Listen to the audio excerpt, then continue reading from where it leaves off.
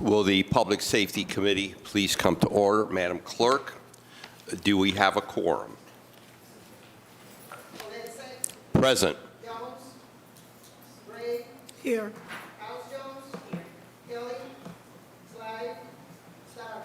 Mr. Chairman, you have a quorum. Thank you, Madam Clerk. And I want to thank all my colleagues. I know this is a hectic time of the year. I want to thank those members who were able to come in, because some members are on their way out of town for Thanksgiving. But there are four pieces that are important, and due to the pre-budget hearings that we've been having, as we all know, we're trying to get as much work accomplished by the end of the year with regard to pieces of legislation, et cetera. I also wish to apologize for wearing these glasses. I had a mishap and I broke my glasses, and so I'm waiting for new glasses, and this is the only ones I have with a prescription lens in them. So I'm going to hopefully be able to see everything I can see here, but I'm doing well at this point. So we have two pieces that I'm going to hear, and then we'll go into the collective bargaining agreements. So let me see what we've got here. I'm going to deal with ordinance. Director, would you please come to the table, and who's over here, for ordinance number 1250-2023 as amended. This is by Council members Polensek and Griffin by department request, authorizing the Director of Community Relations Board. Director, please come forward.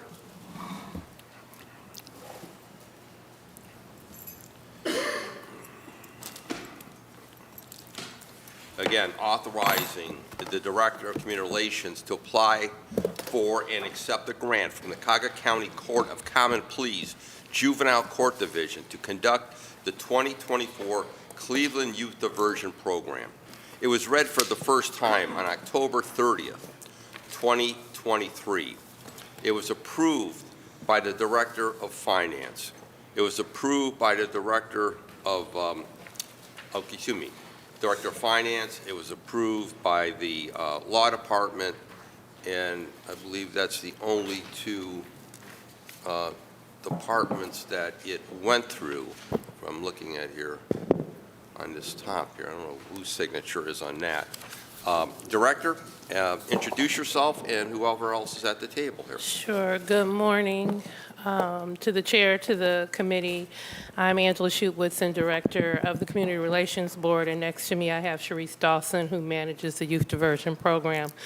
We're coming to the table today for our grant with the juvenile court system. This is where we run this basically help us operate the youth diversion program.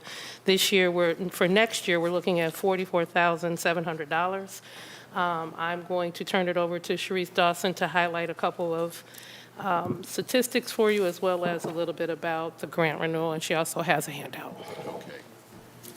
Ms. Dawson? All right. Good morning. Through the chair to the committee. Nice to see you. I am going to pass out. You guys can follow. Here you go. Thank you. You don't have a PowerPoint or anything, do you? No. Okay, thank you. All righty. So the Youth Diversion Program is a joint effort between the City of Cleveland and Cuyahoga County Juvenile Court. The program's goal is to divert youth offenders who have committed nonviolent, low-level offenses from the official court process. The Youth Diversion Program addresses the youth's delinquent behaviors and resolve the matter in the community while still holding the youth accountable for their actions.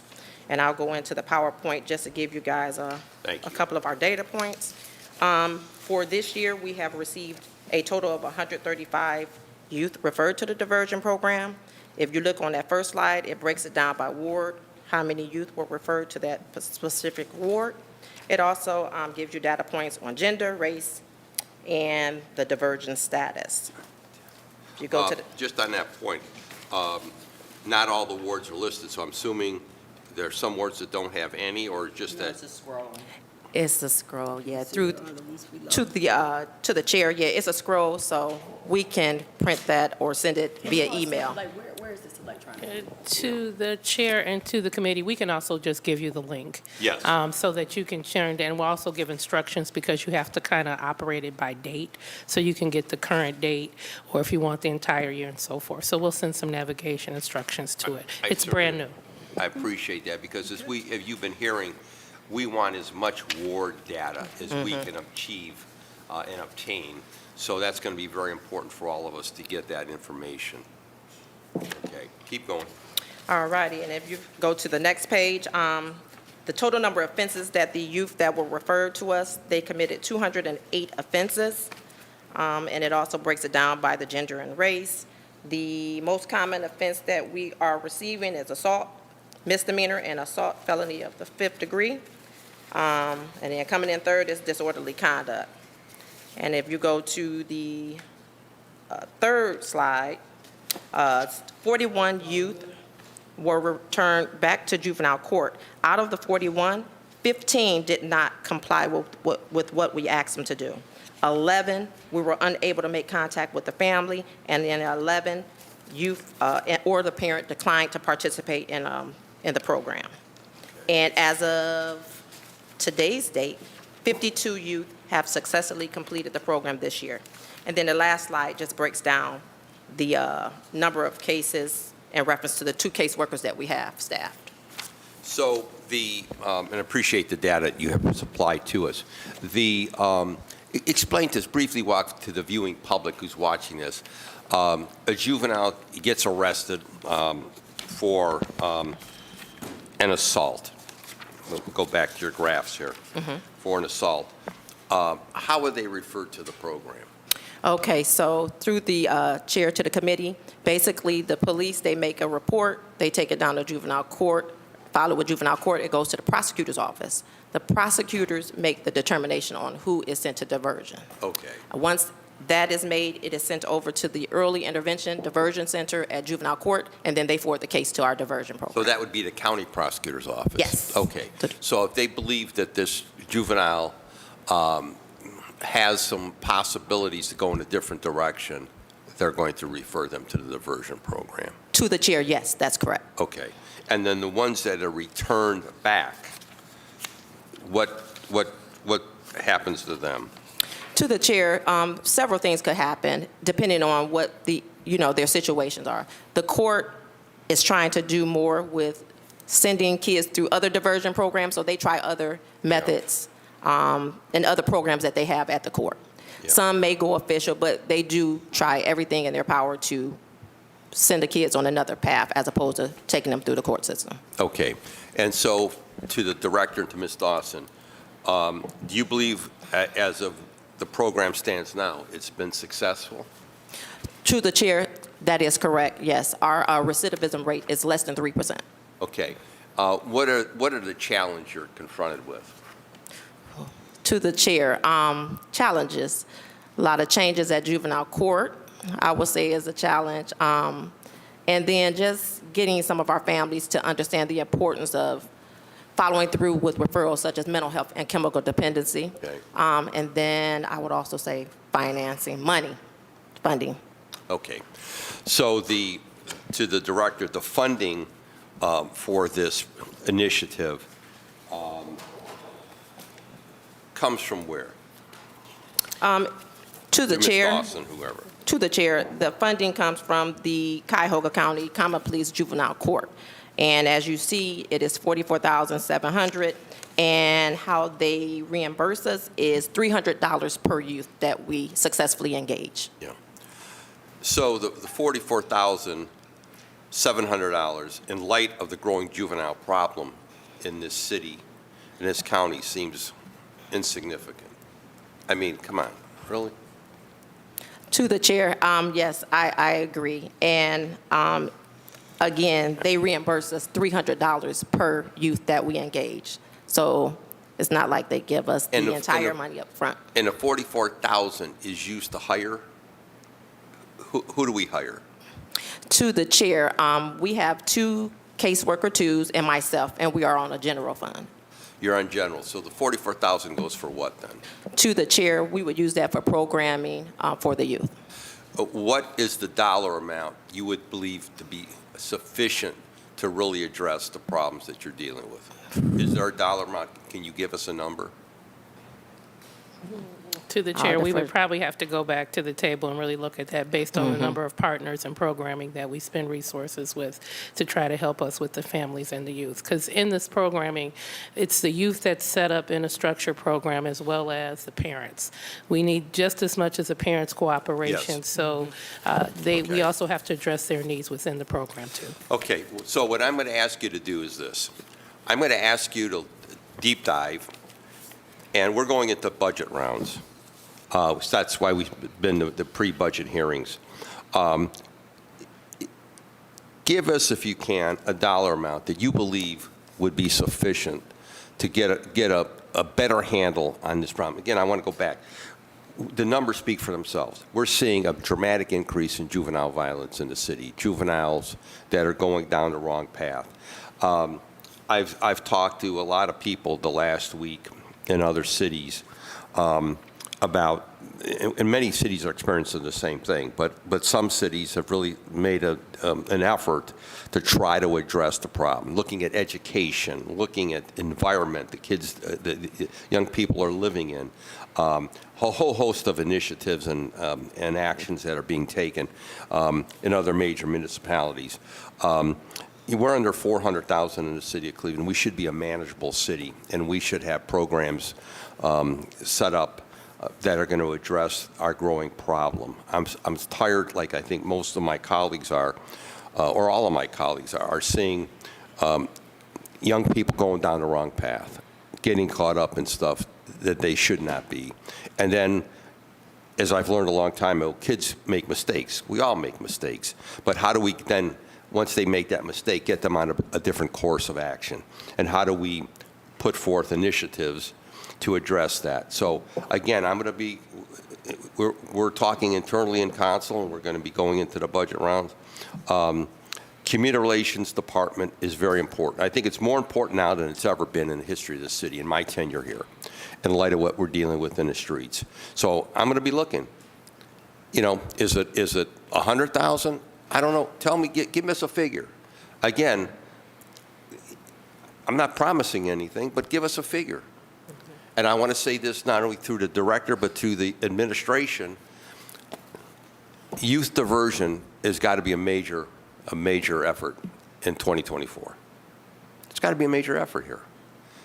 I'm not accepting what I'm seeing in the streets. I won't accept it. And neither are my constituents, and neither are my colleagues' constituents accepting it. We want diversion programs. We want to start to capture these kids that are going down the wrong path and try to figure out what to do in their lives to get them on the right course. I mean, that's all I can tell you. So, questions of my colleagues, of the director and Ms. Dawson. Yes, Councilman, Ms. House, Jones. Yeah, thank you. Through the chairman, to the director and Mrs. Dawson, good morning. Just a question on the one thing about return to juvenile court, specifically unable to make contact with family and youth parent declines participation. Can you explain that, please? Through the chair to the committee, in reference to unable to make contact with family, that's us reaching out.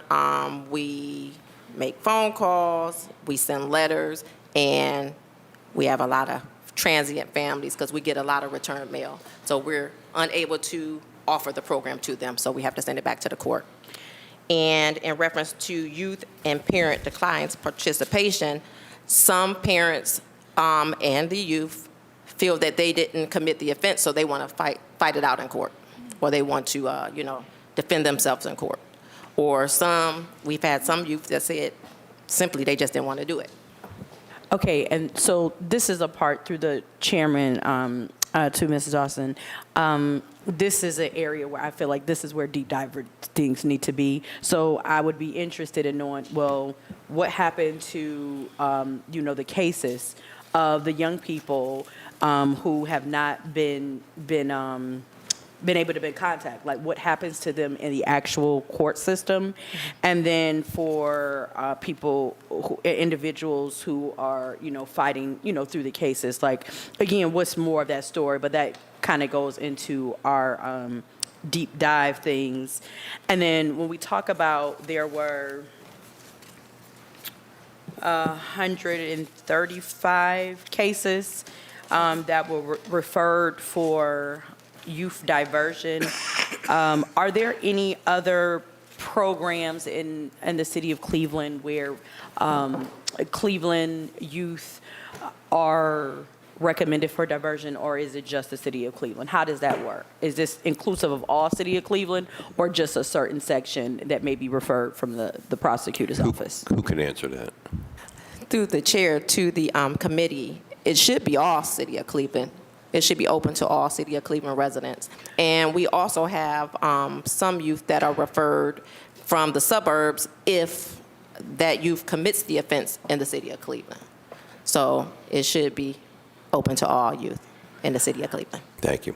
Okay, yeah, through the chair to the team here, because I'm just looking at the numbers. Something is it just looks, the alignment does not look correct based on the portion of what we hear about what's happening, people touching our juvenile system, referrals for diversion, and then I guess it also would be helpful to look in the county context, because then to have a comparison of what's the totality of young people that are being referred for youth diversion in the county comparatively to the city of Cleveland. And so I guess that will be, I'll do a follow-up request to the county to see, because again, this looks, just the numbers itself look very low. Okay.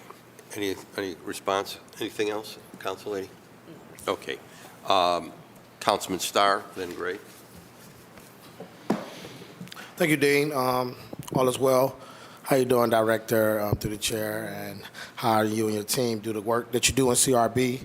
One thing I just definitely want to point out, through this grant that is $44,700 through the chair, I know it's a grant. Do they have a higher grant range or other grants available? I'm just trying to see, like, based on this grant, how you use this $44,000, which once was mentioned, to be able to do different programming things. So is the grant that we're applying for just a grant that's for up to this amount, or is there a grant amount range that they have available through the chair? Whoever can answer that. Through the chair to the committee, in reference to that, I did reach out to the court to see if they did have any additional funds. They are looking to see, but no, this $44,700 is what it is as of right now. But I did reach out to see if they had any more funding. And then, okay, and then through my calculation, I remember you mentioning through the chair that of the clients that we see in the diversion program that actually enters the program, we receive $300 per client? Through the chair to the committee, that is correct. And we $300 per youth. Per youth, okay, and through the chair, so we currently have, I think it says 133 through the chair? Yes. To the table? Ms. Caldwell? Whoever can answer.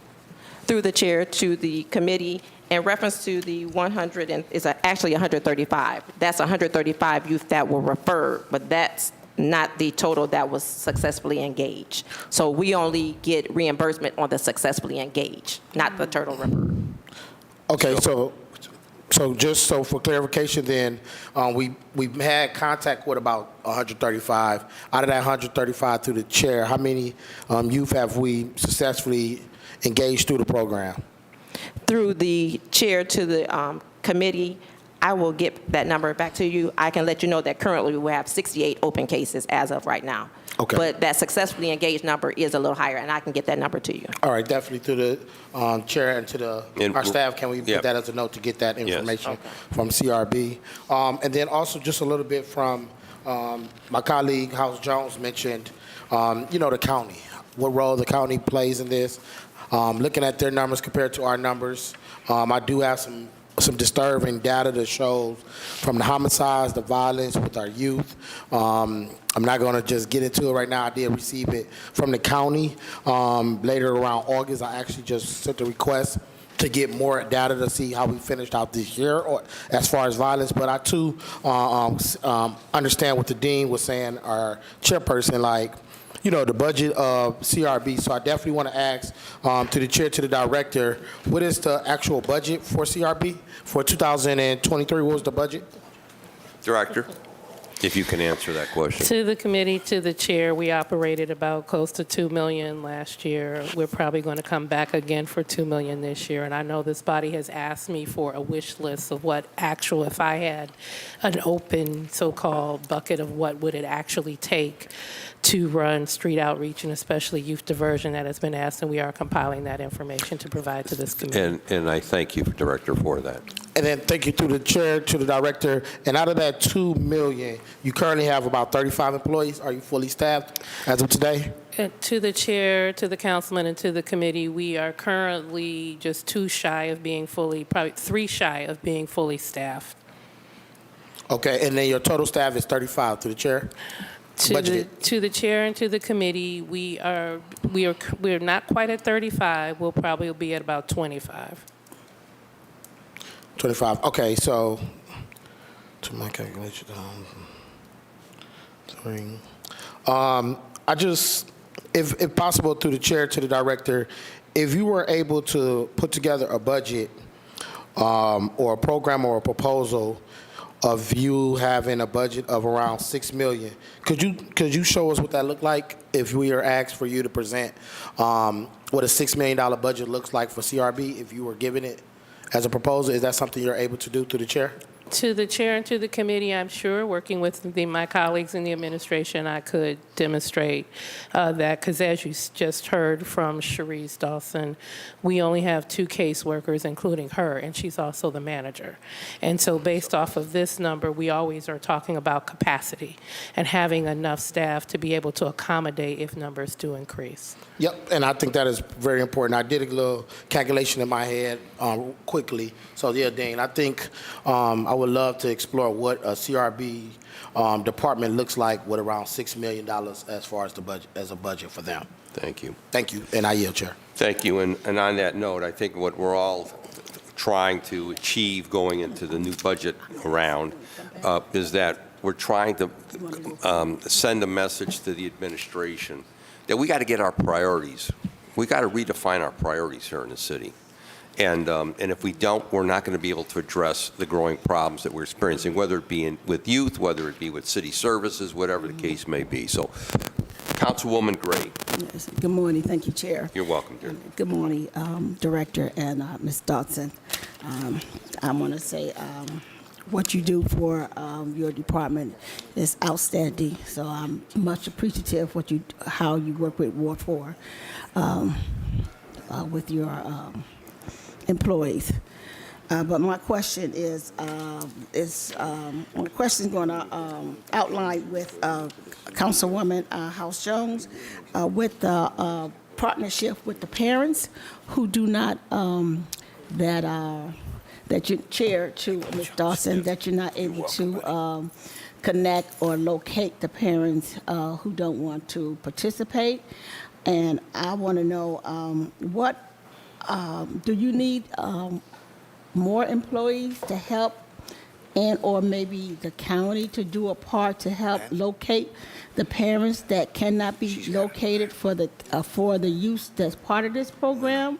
Because I agree with Councilman House Jones. That's a huge disconnected, and I know the parents has a great impact on what happens to their children and what they are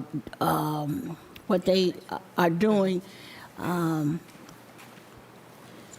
what they're not doing and they should be doing. And basically, we go back to old school, starts with the parents. So my question is, to deep dive, is how, do you need more assistance to locate these parents, per se?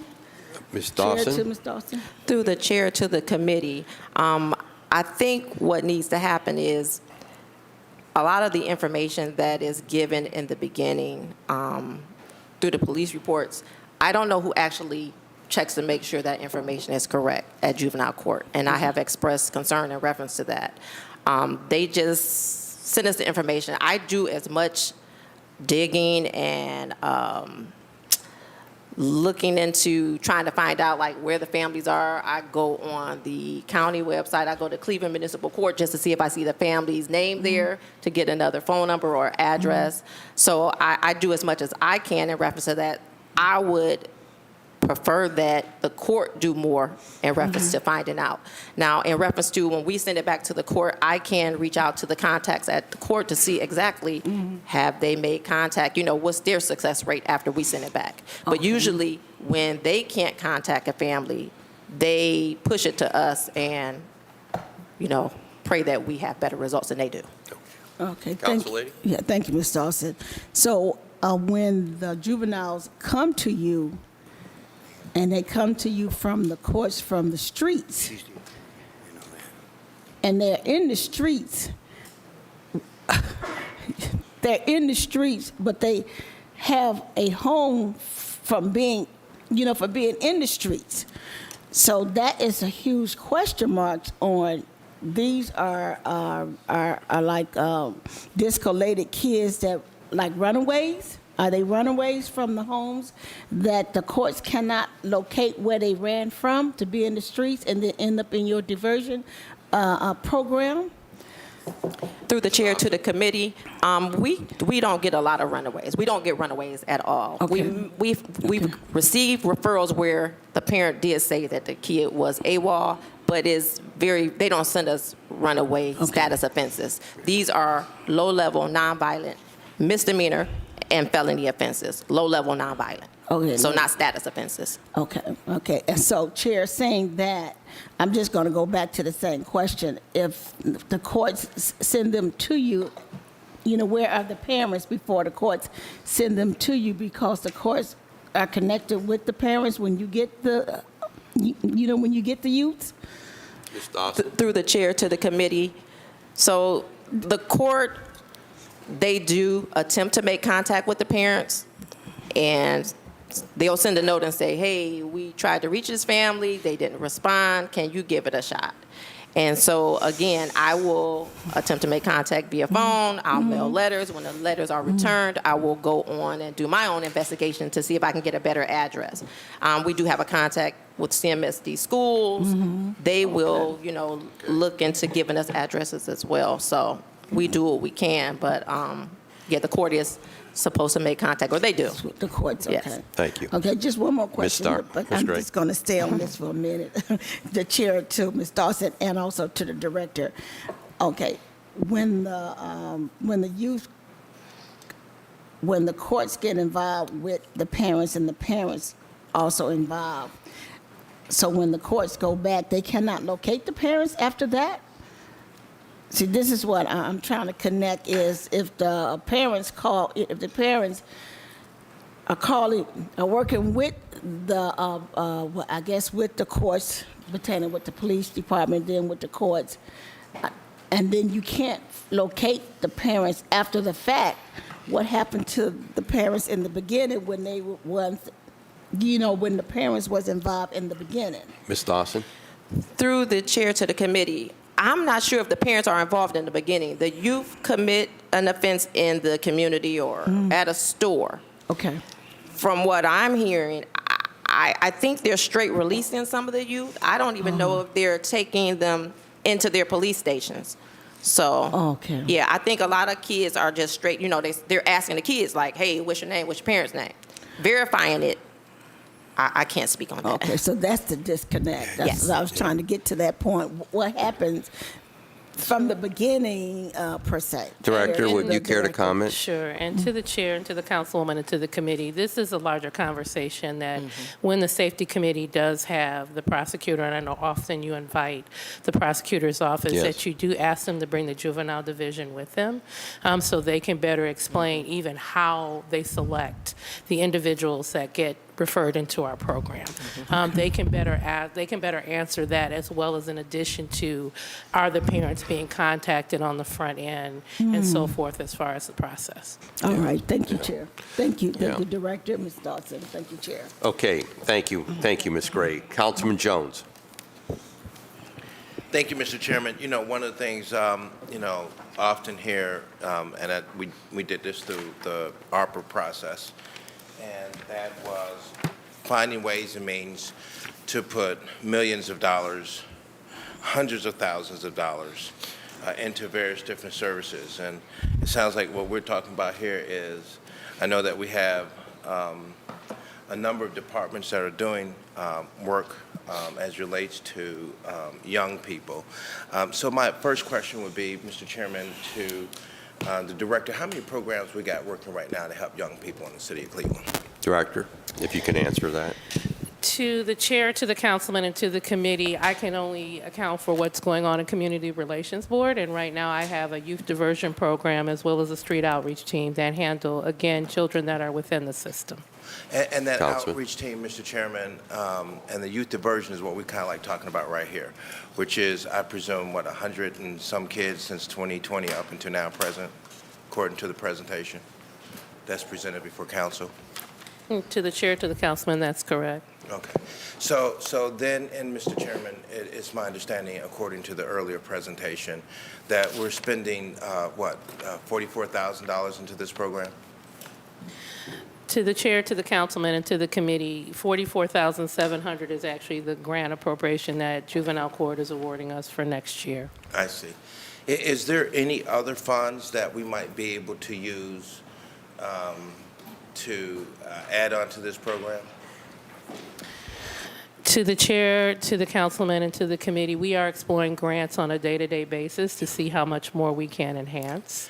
And do we? Before you arrived, we had raised that question with the Yeah. director. What would the dollar amount need to be to really up this program? If we were to commit general fund dollars, what would that dollar amount be? And she is going to put that together for us. Okay. So the issue is, do we have someone, Mr. Chairman, to the director that is responsible in your department for raising funds? A grant writer? Director? To the chair, to the councilman, and to the committee, we are currently advertising for that position and that role to be in our department. Okay, excellent. And Mr. Chairman, this is something we talked about yesterday when we were looking at how we stabilize community development. The city of Cleveland has an enormous amount of needs, Mr. Chairman, Yes. that we need to focus on. One of them is dealing with our juveniles. And I just think that is very important for us, if we can, have systems in place in almost all of our departments that are going after these grants that the federal government has to assist us with the issues that we currently have in our communities. And Richard Starr talked about early in his testimony, Mr. Chairman, about what's happening on the county level, what's happening across the state of Ohio, what's actually particularly happening right now in our neighborhoods, where we're seeing 90% of our incidents are happening with minority young people.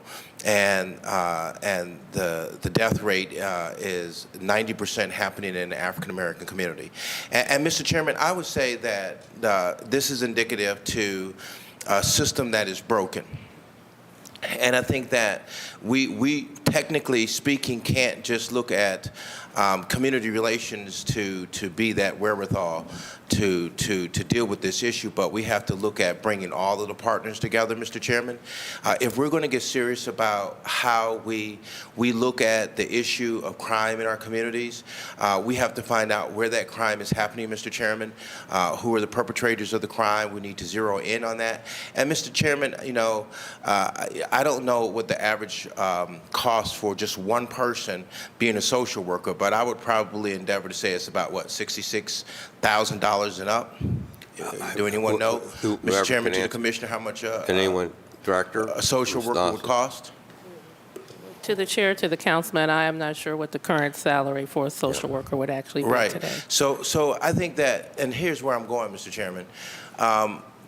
We need to bring Jones, Prior Jones, Chief Prior Jones, and to talk about and working with community relations. And I've sat here at this table on a number of occasions and talked about how we need to be partners with the Cleveland Public Schools and having them as a stable to hire in, mentor, and bring young folks into the city of Cleveland to work for our various different departments, that seems to be really short.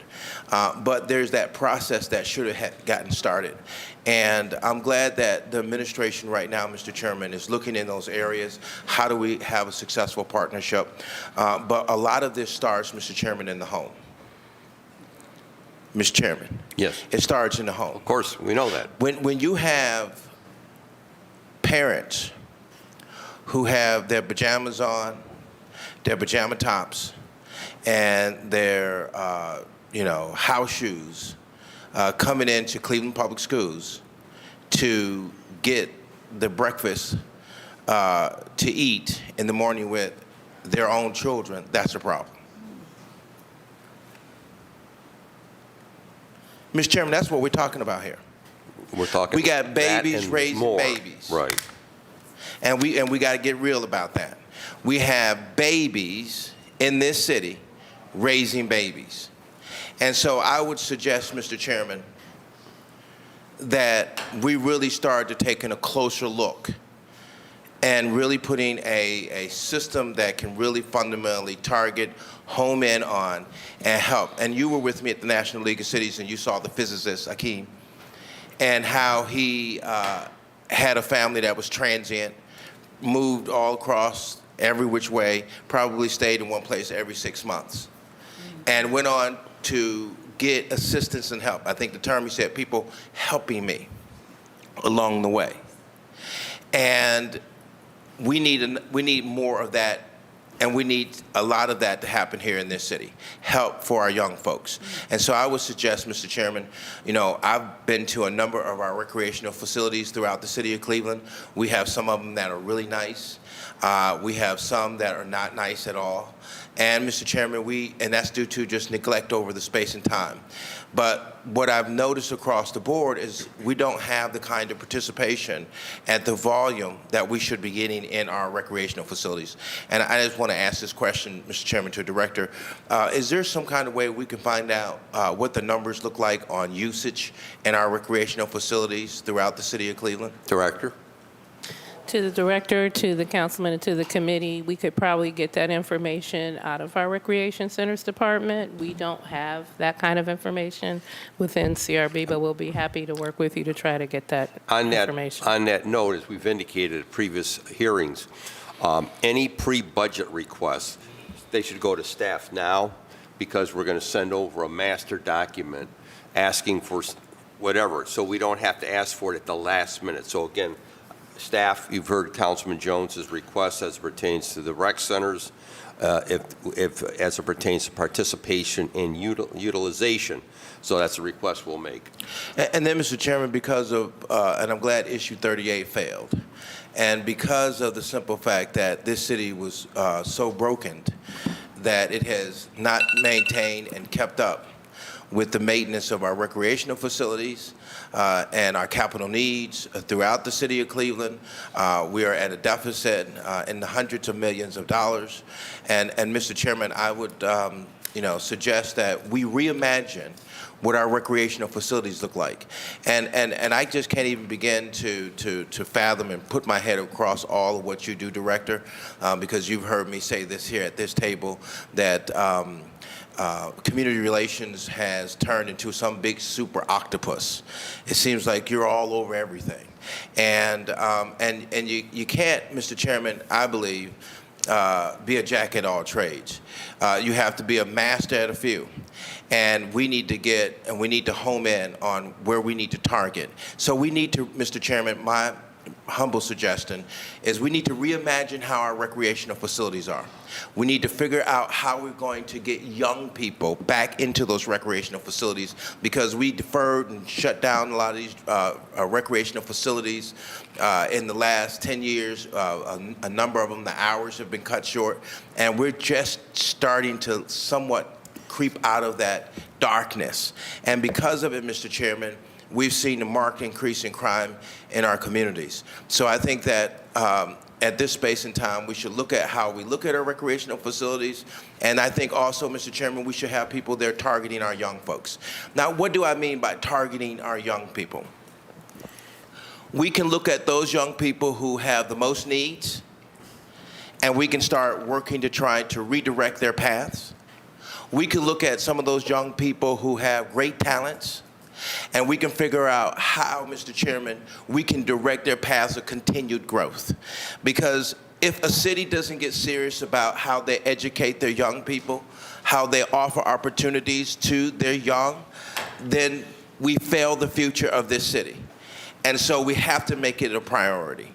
And so, Mr. Chairman, I'd just like to hear from the director her thoughts on being able to bring all of these components, because she can't do it all herself, but we can't operate as a city in silos where we're giving millions of dollars over here to the Board of Education and ARPA funds to help young people. We got $44,000 operation over here and the possibility of getting grants. And then we have over here Chief Pryor Jones, where we're giving her millions and millions of dollars. And then we're putting millions and millions and millions of more dollars into all of these funding sources. I think, Mr. Chairman, we're spread out so thin. We need to bring all the players at the table. We need to have a summit on the proposition of how we change these conditions. So, Mr. Chairman, I'd like to ask the director what she thinks about the probability of being able to get that done. Before she responds, we had asked her earlier again to put together, if she was to submit to us a budget, a wish list of what she really needs to up the game, to up her approach and her effectiveness of the department. And she's going to supply that to us. She's going to put that together. So we have that prior to the budget, going into the budget round, because we all know that community relations is very important, more important than ever before. Director, would you care to respond to Councilman Jones? Sure. To the chair, to the councilman, and to the committee. First off, let me say we work very closely with our rec centers. We work very closely with our PIO team. We involve the case specialists with us a lot. Like, we have assigned case specialists within PIO to our youth diversion, to our street outreach team to help with the families and to the youth that we work with. So I would hope not, we would not assume that we're working siloed, because we work in partnership day to day as much as we possibly can to address the needs. As far as exploring a summit, sure, we would love to try to explore a summit of some sort. But again, it's about building out solutions. I think we're at a point now, as you've raised, and as the chair has raised, and most of you have raised at this table, that we are kind of in crisis mode. So it's now trying to, what are the actual solutions that would work to produce results? So we have more families at the table, making sure that they are building a safe structure from what we're doing within our programming, that's continuing within the parent's home. So I don't want anyone to think at this table, even along with CMSD, we're working closely with our schools. Our street outreach team, as I've shared before at the table, is in every single high school in the Cleveland Municipal School District. So I think that we're working to the best of our ability. Do we need more people? I keep stressing, yes, we could. We do need more man and woman power to help us to be able to continue the work, because the work and the volume is becoming overwhelming. But if we can identify collectively actual solutions and actual structures that work, that help not only us within inside the government walls, but also help us in the family and in the neighborhoods, that I think we need to explore. And Mr. Chairman, I don't want to, and I want the administration to know, and you, Director, I'm not suggesting anything negative towards your department. I think that what you do is a great work for our city. What I'm trying to do is get down to the nitty-gritty so that we won't have to be sitting here from 1 year in to the next year out, and then 1 decade in and 1 decade out. My suggestion, Mr. Chairman, and my question is, what can we do to bring all of the partners that we know that's in the city, the people we may not have even come to this table, to come together and really fundamentally share with us and give us the holistic approach, because there's a lot of parts and pieces moving in this direction to deal with this problem. And Mr. Chairman, it's a problem. It's a major issue now, given the fact that everybody has guns. Everybody, young people are carrying guns. And when I go to the stores, I'm always looking around like my head is on a swivel. We had a whole lot of nonsense over here on Monday night, a disruption of the council meeting. And my head was on a swivel because, Mr. Chairman, I don't feel safe. I don't feel safe. And the citizens don't feel safe. And if I, as a council member, don't feel safe, and the citizens don't feel safe, and we can't conduct our business across the hall and feel safe, we're in trouble. Okay. So, Mr. Chairman, I would suggest, and I would ask the question again, or I would make the suggestion, and however the director wants to move with it, she can. How do we bring all of these pieces and parts together to talk about holistically, in a way, working efficiently and effectively together to deal with this issue, targeting our young people, the worst of the worst, and being able to get them intensive care and help and assistance. And those that are doing great, how do we continue to improve upon their educational opportunities and give them a helping hand, all of them. Thank you. So that we can secure our future as a city, to have those young people who will replace us sitting here. Those people, remember we were kids? All of us sitting here at this table were kids in schools. We had people help us along the way. And we have to develop a program here so that we can help young people along the way. Because, Mr. Chairman, and as I close, they're going to be sitting here at this table. What kind of system will we have? What kind of society will we have? So we have to do our best now. So, Mr. Chairman, did the director have any comments about that? Thank you. Thank you, Director. Respond to Councilman, please, because I know his time is up. Go ahead. To the chair, to the councilman, and to the committee. I think we can explore that, and I think that is like a deeper dive. But again, as I've suggested to this table once before, I also think one of the starting points is with Cuyahoga County within the juvenile system, just to better understand some of their processes, especially when it comes within our division, and how the selection works, and then how the follow-up works. Okay. And that would probably help the body understand even more, even to how they arrive at the dollar amount that they wish to grant out. When it basically, as the data shows, we're a large part of the numbers, as Councilwoman House Jones even shared, that, we are more of the numbers. So what does that look like financially? Thank you. Thank you, Director. Any other comment, questions of my colleagues at all? Mr. Chair, Yes. would you like to read the Yes, short I'm glad amendment? you mentioned that. Yeah. Okay, let me see what we've got here. There is no legal objection to this legislation if amended as follows. In Section 2, at the end, add the following. ROS 0109, comma, RLA 2023-107. And that is signed by Assistant Law Director Stephanie Melnick. So without objection, and we'll be talking further, and again, I want to reinforce to my colleague, any pre-budget requests, please get them in the staff right now, because again, we're going to have a lot of work to do on this upcoming budget. Without objection, ordinance number 1250-23 is approved as amended. Please sign it up. Okay, our next piece up. No, you could call the next, Okay. I just wanted to make a statement. but Okay, ordinance number 1251-2023 by council members Polensek and Griffin by department request, an emergency ordinance authorizing the Director of Public Safety to apply for and accept a grant from the Ohio Department of Public Safety for the fiscal year 2024 Impaired Driving Enforcement Program and Selective Traffic Enforcement Program, IDEP/STEP program, approved by Director of Public Safety, approved by Director of Finance.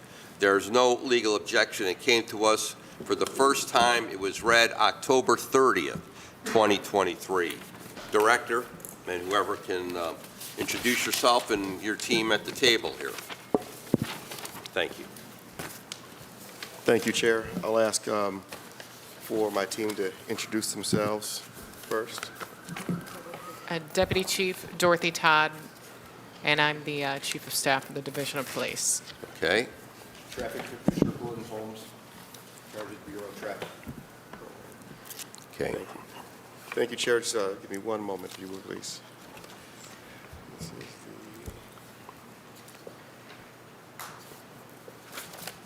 Start that one. These are the bargaining unit pieces.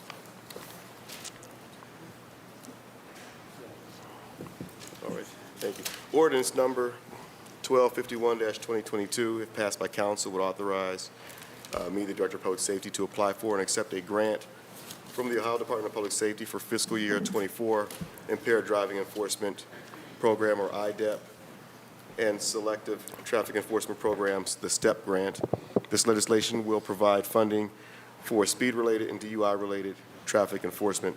The goal of the Impaired Driving Enforcement Program and Strategic Traffic Enforcement Program grant is to provide funding for OVI-related and speed-related traffic enforcement. The city will receive reimbursement for police officer overtime while conducting targeted enforcement. The following are the results of the IDEP and STEP activities for fiscal year '23 grant: 22 driving under suspension arrest, 2 OVI arrests, 35 speed citations, 47 adult restraint citations, that's seatbelt citations for clarification, 13 no operator license citations, and 132 other citations. The expenses to be reimbursed are as such: for personnel, $63,734.61 for police overtime, $3,500 for education, fuel in the amount of $2,634.75 for a total of $69,869.36. The grant period will be from October 1, 2023 to September 30th, 2024. We have received this grant annually since 2008, and there is no local match. No local match. Deputy Chief Todd, Traffic Commissioner, you have any comments? The only comment I have is when we send our officers out, it is based on the data, crashes in high crime areas, and that's in each of the awards that we serve. Do you keep any specific ward data as it pertains to traffic enforcement? No, we do not keep ward data. Hopefully in the future, if we ever get the electronic ticket writing machines, we have insisted upon the ability of these companies that they'll be able to do that, but right now we do not. That's important, because many of us at our neighborhood meetings, we're hearing more and more complaints about the lack of traffic enforcement in the neighborhood. And it seems, I don't know if it's just me, but I'm seeing constantly people going through red lights, not stopping at stop signs, speeding through school zones, speeding through our commercial districts. And I'm told that, and whoever can confirm it at the table, confirm it or correct it, that we've had a record number of complaints on speeding in the city of Cleveland, record number of hit and runs, record number of I'm trying to think, it was speeding, hit and runs, and accidents in the city. Is there any confirmation of that? I don't have any, but I'm sure that, with the hit skip unit and things like that, we could probably get some data for you. Okay, I'm going to, I want to say again to the administration, I would hope when you folks come to the table, you'd bring us data and information, because that's important for us. We need to get a big picture. Traffic enforcement, I've had 2 previous chiefs tell me point blank that policing starts with traffic enforcement in our neighborhoods. And I can see it. I see it with the lack of enforcement. I'm with my son the other day, and we're stopped at a light, and we're getting ready to go, and this guy just blows through the light, and it was like it wasn't even there. And so I've told my own kids, when the light changes, wait. Sit there and wait, and then proceed, because of this problem that I'm seeing. I've had so many utility poles placed on Lakeshore Boulevard. At the rate I'm going, I'll have all new poles. Just the crazy accidents that I have seen over this last year. So again, you don't have the ward statistics. You say at some point you're going to try to get that. To Commissioner, how many people you have working traffic at this time? Right now, we have 23 patrol officers and 4 supervisors, including myself. 23 officers. Yes. Okay. You had 33 at one time, correct? I think when I came into the unit, we had like 38 or 39, something like that. Okay. Okay, 38 or 39. With the number of officers you have, the 23, are you able to do enforcement in each of the wards? to some level? Every day, we send the officers out to a different district, and every ward has some high crime areas and things like that. Right. So every day that we are in the districts in a high crime area in the different wards that are in that district that day. Okay. Deputy Chief Todd, you have any comment? So, Chair, I just wanted to expand a little bit on your request for the ward data. Yeah. That is a project we are currently working to implement in our system so that we can get that information to you when you request it. Yeah. Our CAD RMS system does not have the measures inside of it for us to pull that, but our crime analysts are working to put different measures in place so we can get that data for you. Okay, because when we go to neighborhood meetings and people complain, it would be Understood. nice for us to be able to say, well, wait a minute, we understand your complaints, but they were out on this date and they gave out X number of tickets in this area. I think that would be helpful for the citizens to know that there is some action taking place with regard to this problem in our city. Okay, So- and just one other item real quick. Yeah. So our traffic enforcement data, as of this Monday, the division has issued 27,224 moving violations, and that's up 14% from the previous year. Because that's been a big concern, how that has dropped off over the years. Because that also equates in a revenue for the city.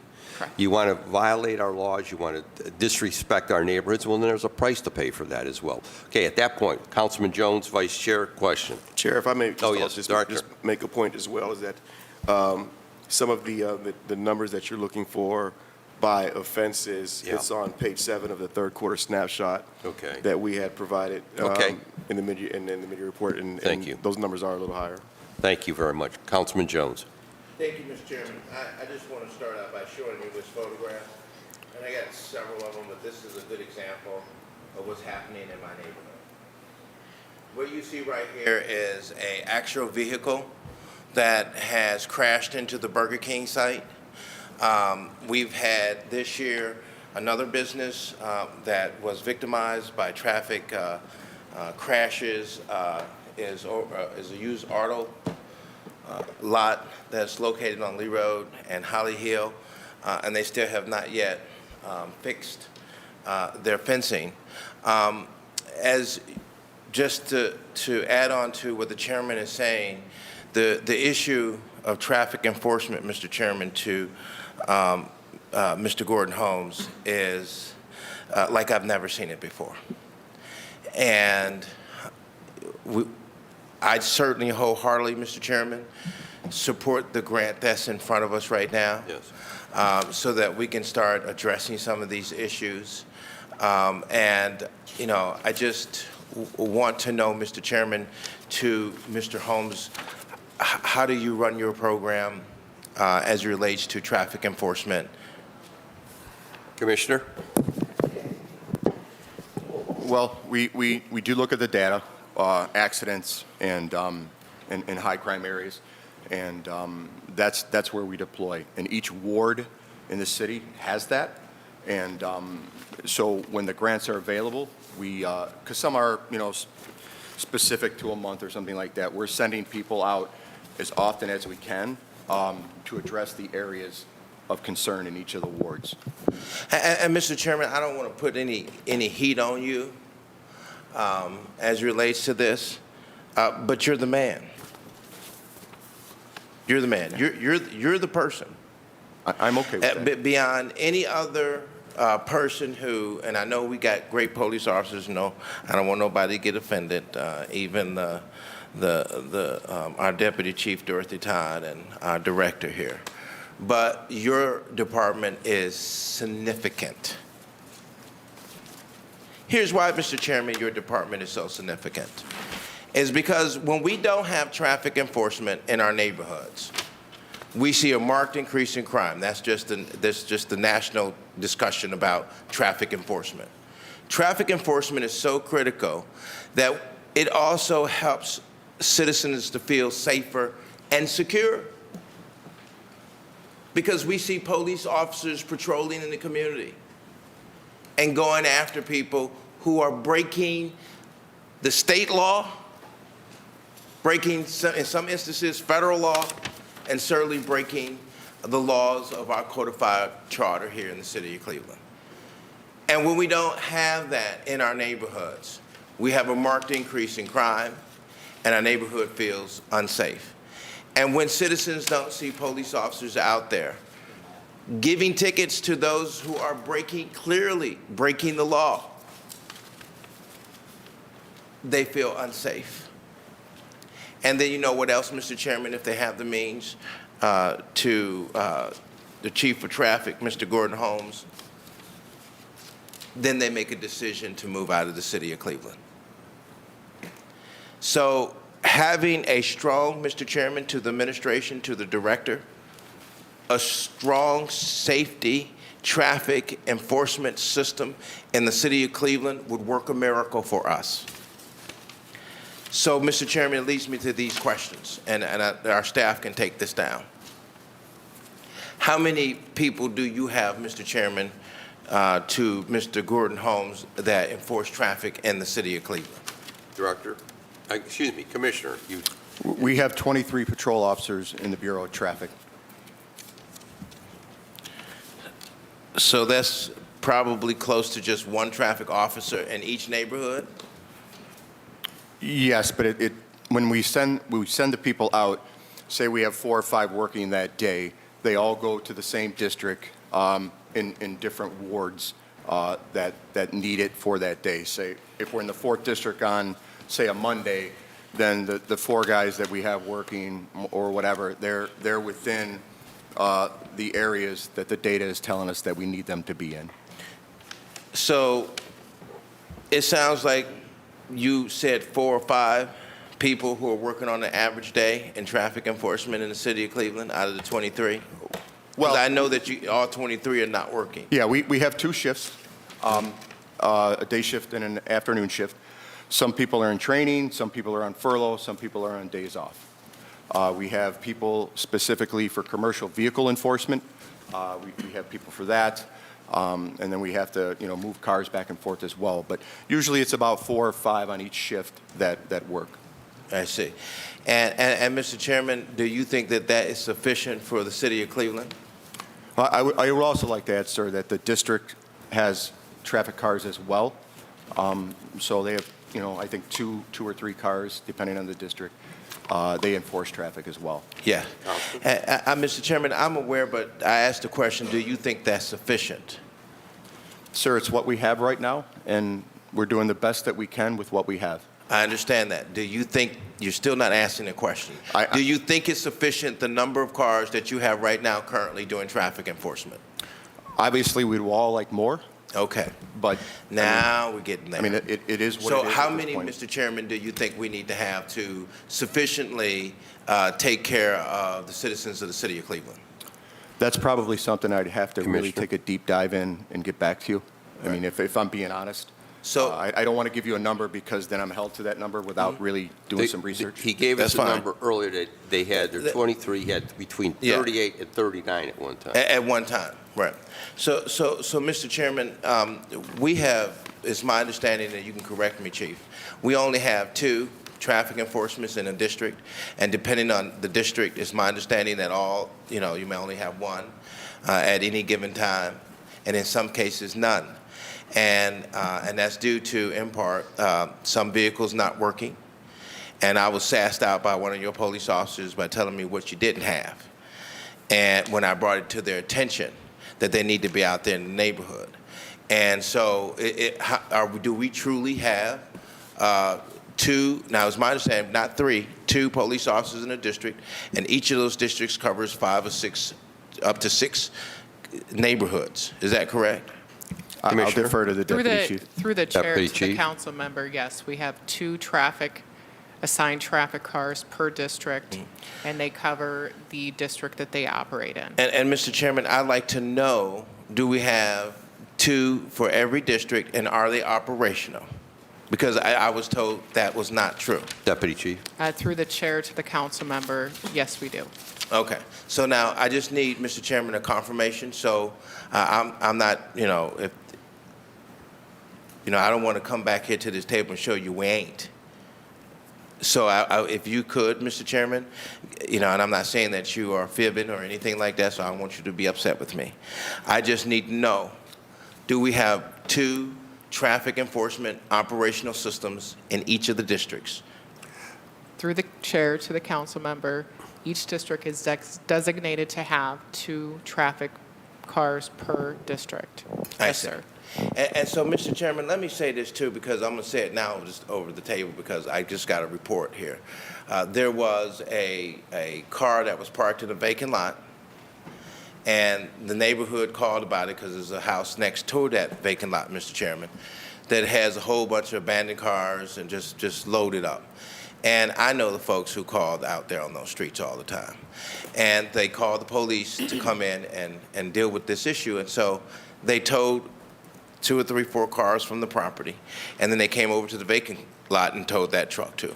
But when they did that, the truck that was in the vacant lot, Mr. Chairman, was owned by someone else who had purchased the lots, who was not aware of the city charter about the being able to park there, and that was considered a violation. His car was towed, he was ticketed, and the police officers told him, well, your councilman has told us to come out here and tow your car and your truck. 2 police officers. Now, I've had this before, Mr. Chairman. I've had enough of it. When police officers go out and do their work, Mr. Chairman, they should not be, and this is using the name of an elected official. I knew nothing about that. Our officers didn't request that the car be removed. Now, there are those instances where I've asked, Mr. Chairman, that we get more traffic enforcement, and then when our people have gotten tickets, the police officers have told them that your councilman told us to be out here so we can give you a ticket. Now, that's unacceptable. Unacceptable, Mr. Chairman, to the director, and it needs to be dealt with. Because here's why it needs to be dealt with, Mr. Chairman. I don't know this man. I don't know what he's capable of, Mr. Chairman. I live in my neighborhood.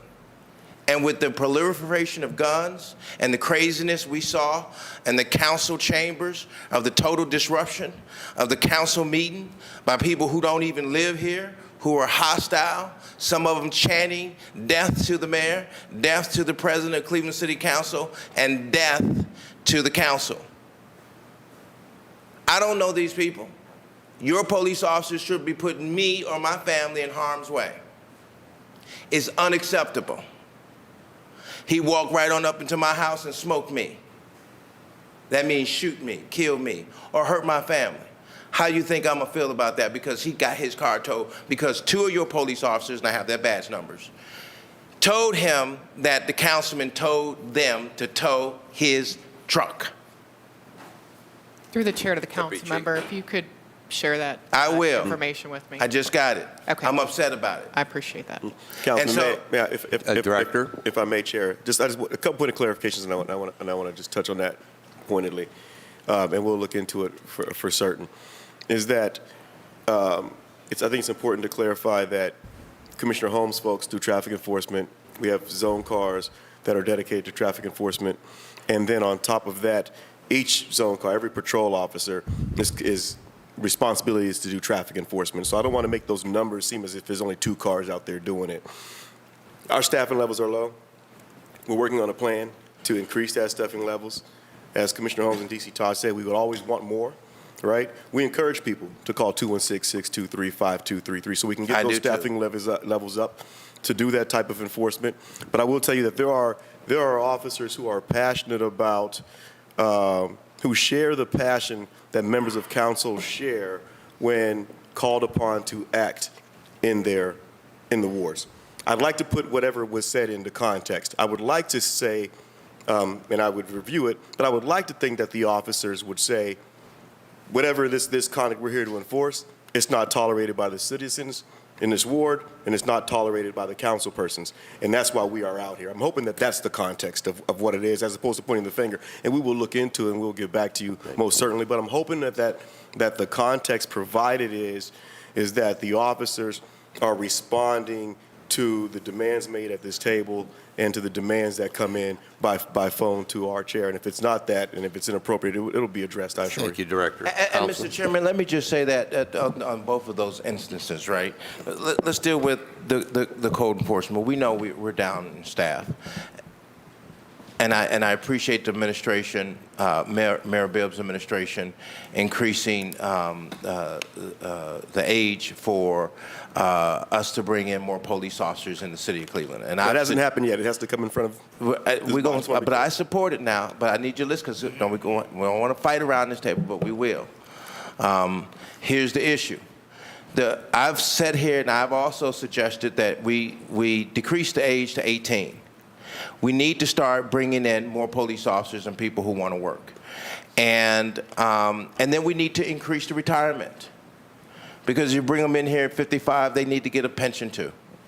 So we need to look at it and weighing that both ways. It's an administrative process, Mr. Chairman, to the director, and I would hope that you could look into that. Now, dealing back with this issue, because this is critical. This is what a lot of young folks on the street, that's the reason why people don't talk to the police. And this is critical. When the police are out there doing their job, Mr. Chairman, to the director, they should be doing their job. So they shouldn't be talking about who told them about anything.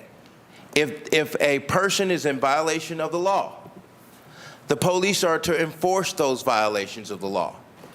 They're not to sit down there and give an excuse why they're giving out a ticket, oh, your councilman or oh, someone else, because, now you erode the trust that the citizens have in the police and they've had in the police for quite some time. An example, we had a drug house, Mr. Chairman, on East 150th Street. The neighbors are older senior citizen neighbors. They had a camera. They were able to catch details. They called our office, and we told them to call then Commander Kutz, K-U-T-Z, about the issue and let him know about it. And they did. And then the next thing they knew, the person across the street has started threatening them. And so now your police officers go out to do traffic enforcement. Do your traffic enforcement. You don't need to tell people you give them a ticket because the councilman told you. You're putting me at harm's way. You're putting my family at harm's way. And I will be talking to the mayor about it. It's inappropriate. It's unprofessional. And if police officers who work for the city of Cleveland don't want to do their work and want to blame somebody else for being able to work, that's a problem. That's a problem, Mr. Chairman.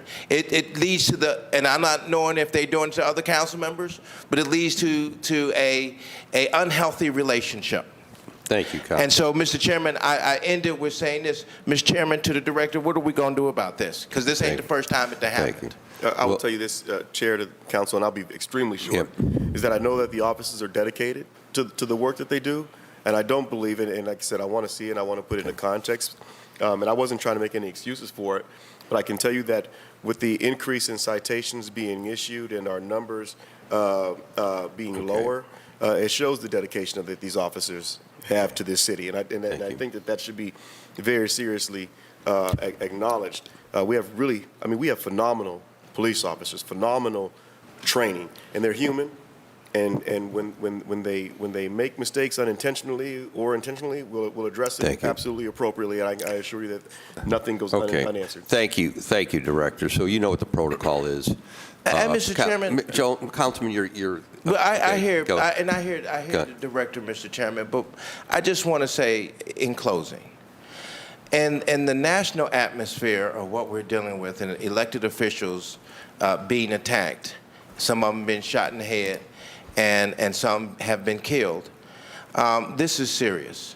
Okay. An attack on an elected official here in the city of Cleveland, doing his job, responding to the needs of his citizens and constituents. We should not have that. I would like to hear from the director, Mr. Chairman, that should not happen. Okay, and he has said that, basically. there's a protocol, correct, Director? Yes. You're not to give out the names of the complainant, whether it be Mrs. Jones on the street across from a problem or a public official, whoever. Is that Absolutely. correct? Okay. Thank you, Councilman Jones, for raising the question. To the viewing public, so there's no confusion here. You cannot park on an empty lot in the Empty city of vacant lot. Cleveland without getting it. Your car can be ticketed and towed. You cannot park on your front lawn. You can get a ticket, a $100 ticket for that as well. So we call upon our residents to be mindful of where you're parking your vehicles at. Again, you cannot park on a vacant lot, even if you own it, in the city of Cleveland. Okay, Councilman Slave. Thank you, and I believe Councilman Starr wants to be put on too. Councilman Gray wanted to just read for it. You cannot park on the sidewalk either, and you cannot park on the tree lawn either. Okay, thank you, Councilman Thank Slade. you. And I will say, if you get a ticket in Ward 17 for parking on your front lawn, I probably did call that in. So I will 100% own that all day long. Go park on your front lawn. In no particular order, Director, you had said that we've received this grant for a number of years. Do we have data on the current grant year and our spend down, like what we received and what we've spent down of it?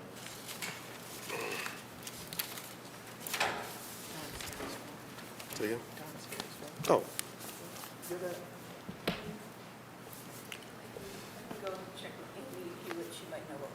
If you're able to just Okay. even to bring it to finance, We can I get think it'd be that for useful you. to know Whoever can just do with the goal, obviously, of making sure that we're spending down all available funds. Councilman, we can bring it through finance and we'll Thank email you. it to you beforehand. Okay, thank you. Second to that, to Commissioner Holmes, I won't call you Commissioner Gordon at the table, although it's a when we do overtime, I know that there will be like just broad calls out, like there's overtime available in the 5th District for something. Like I'm interested in understanding a little more, really to whomever, about how we prioritize our overtime needs, understanding that we are short-staffed. Is the overtime for traffic being offered exclusively to the officers in that bureau, or is it being offered more widely across the entire division? And seeing nods that it's across the entire division, how are we prioritizing, say, like if there's an overtime shift available in a zone car and an overtime shift available in traffic, what's the tiebreaker, and to what degree are we prioritizing Commissioner or traffic Deputy? within our various overtime needs? I will Commissioner or start, Deputy Chief? I will start that Okay. through the chair to the council member. Our priority is always to fill our car plans for our calls for service.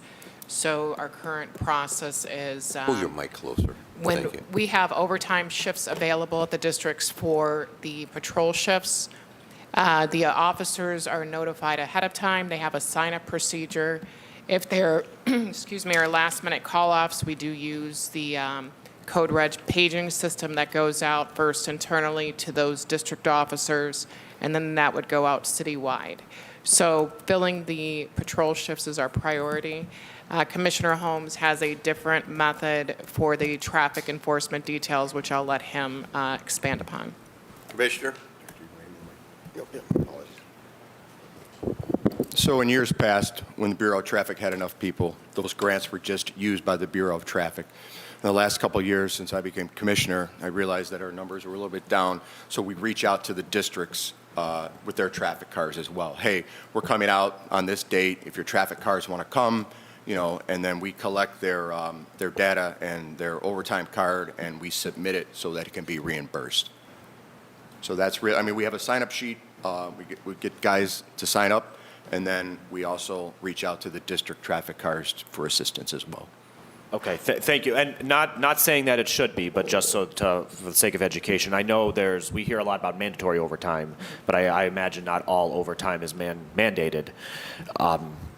Is traffic is traffic ever mandated, or is the zone car plan mandated, or is mandatory? I don't know if mandated is the word. Mandatory more applicable to like large events, kind of more one-off occasions that are more than one-off, but Okay. have their own uniqueness.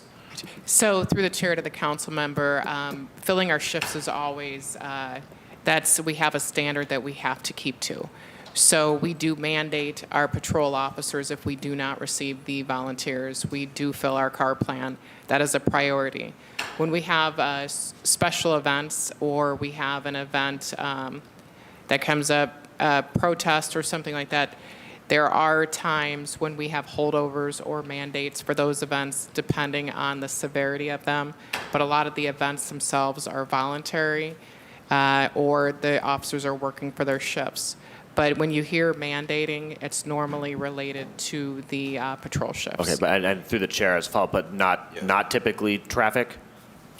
No, I mean, when we have Browns games and things like that, when it's pretty much all hands on deck. But they more or less volunteer as opposed to being mandated.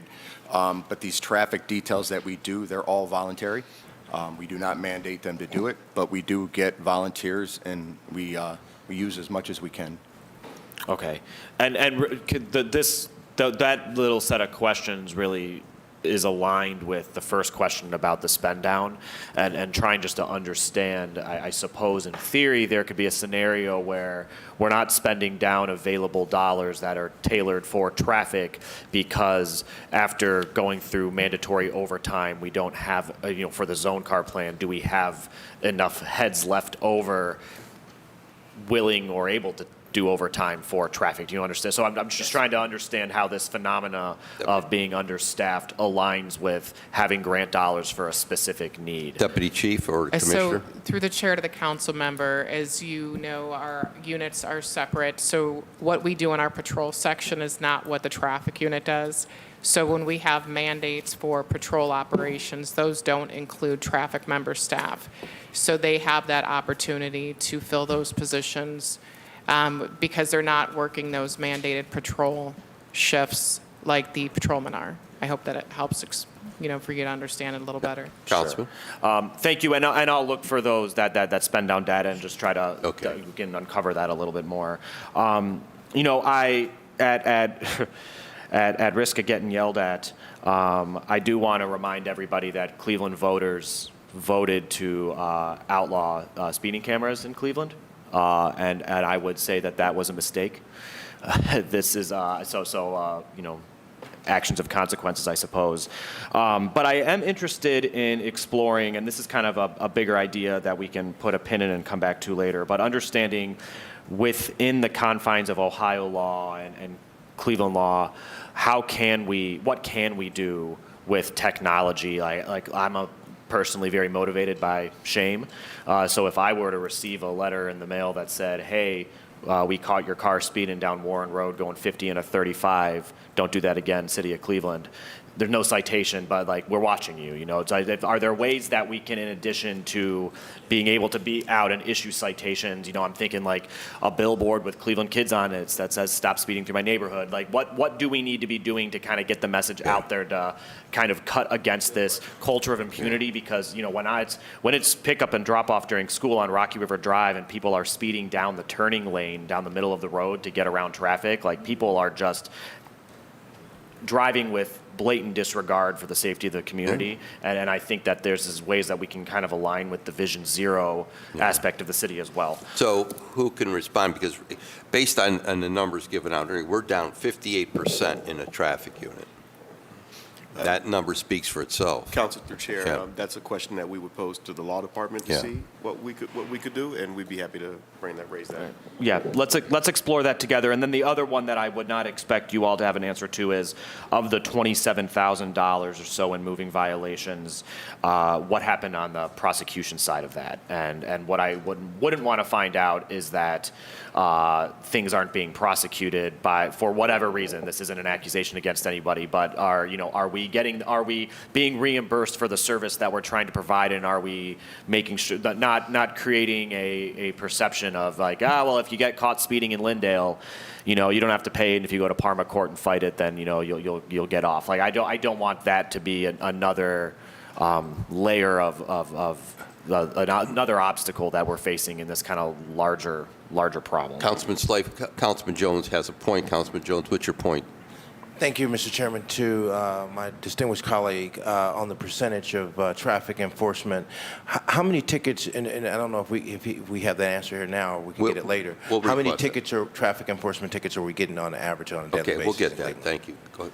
Sure, I Councilman can Slate. tell you like that, so the traffic enforcement citations, those numbers are in that third quarter report. Okay. But in conjunction with that, and Councilman Slife, I don't want to make your point go unanswered. I think that that's a question for the courts, for the clerk's office, as far as number of citations filed with them, and then from the prosecutor's office for the number of those outcomes. Okay, Sure, thank you. and you're correct, Director. I do think the frank question for the clerk is, what are they doing to collect on what the judges are determining our fines and fees. My final point, because this I will say when people ask about, crime incidents and speeding incidents and things, they're usually asking for like the neighborhood, and it's easy to get data aggregated by zip code or by police district maybe, but those are much broader geographies. Like Ward 17's split into two zip codes, and it's I do think that there is value in finding ways that we can aggregate data down further. I mean, this has even come up in our litany of conversations with the brevity reports of actually our previous request to not receive citywide data, to receive more ward-specific data. So I appreciate that this is in progress, but I also just want to state my hunch that if data can be downloaded into some sort of Excel format in partnership with the city's GIS function, there are ways that you can take the address 601 Lakeside Avenue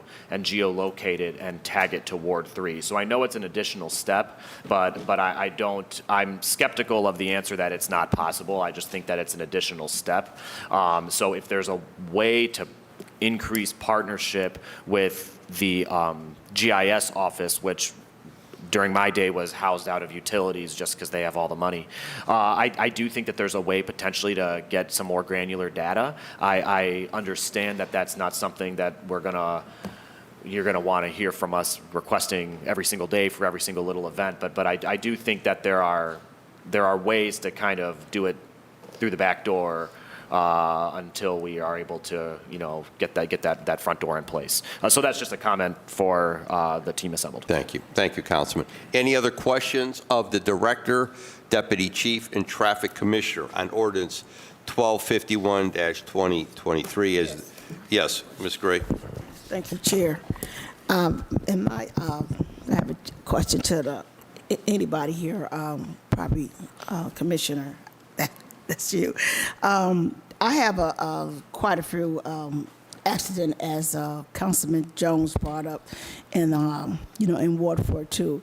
So I had a lot of residents have asked me, even though Councilman Snipe gave a good point of the traffic cameras was taken out of the community per se, the residents are asking about, can they, who can provide cameras on utility poles, per se, to catch traffic in the inner city.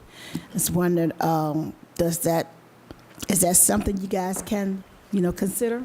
Who Chair, to the can ever Commissioner? respond to that? Yes, thank you, Chair, to Councilman Gray. That's a question, I think that's along the same lines of what Councilman Slife was requesting, the question for the Law Department. But the Safe CLE cameras that are in place are not in place for the traffic enforcement. I think that your question is not separate from Councilman Slife's, is that having those red light stop cameras to take photos of folks to say, hey, you were speeding, or hey, you were caught doing this and that and the other without the citation, that is a question for our Law Department. Okay. Any other? Ms. No, Gray? that's it.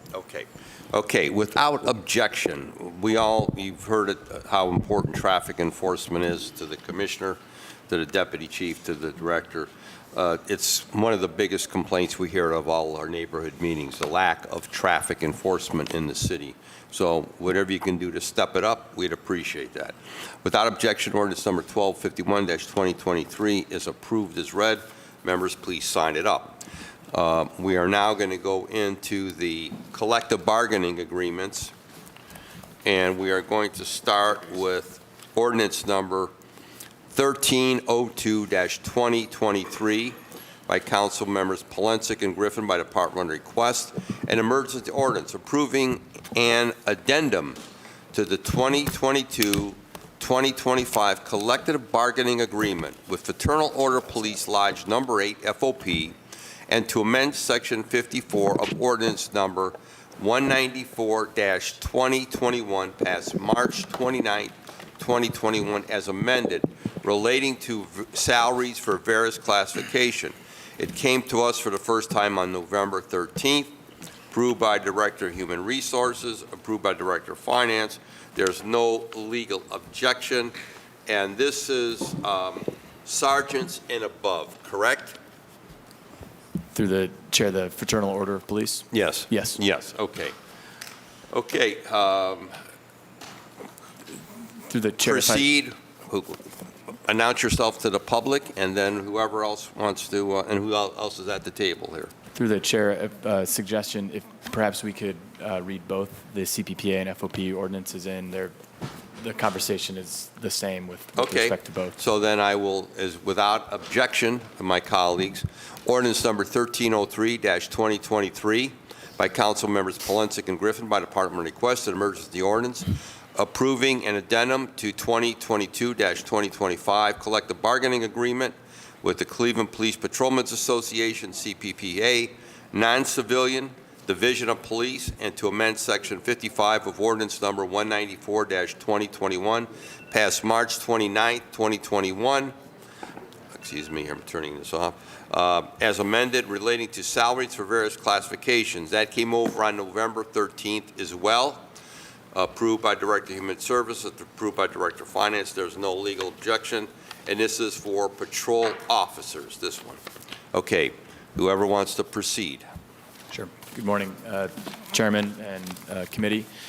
I'm Ahmed Abunama, the Finance Director. I'll have the rest of the team introduce themselves, and then I have a brief opening, and we can then get into any questions go you all ahead, have. Director. Deputy Chief Dorothy Todd, Chief of Staff, Division of Police. Good morning, Matt Cole, Director of Human Resources. Okay. Kerry Howard, Chief Director, Department of Public Safety. Could somebody tell me where the chief's at? The chief is currently on vacation. Okay. Okay. So you're here officially representing the chief? Yes, sir. Okay, thank you. Okay, Mr. Finance Director, proceed. Thank you.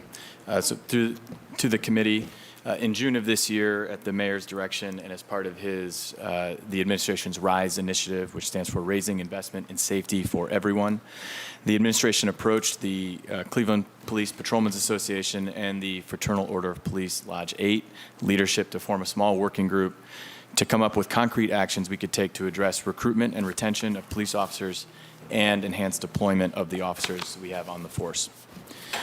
This resulted in a series of meetings in which leadership of the unions, myself, and Tiffany Fishbach in the law department, plus outside counsel for each party, worked diligently, and Deputy Chief Todd, worked diligently with the assistance of a former federal mediator to identify the shared issues that we all have. And there's been a lot of discussion over the years around staffing in the Division of Police, deployment of the Division of Police. So really work to identify what those issues are, and then develop concrete, mutually beneficial solutions to those issues.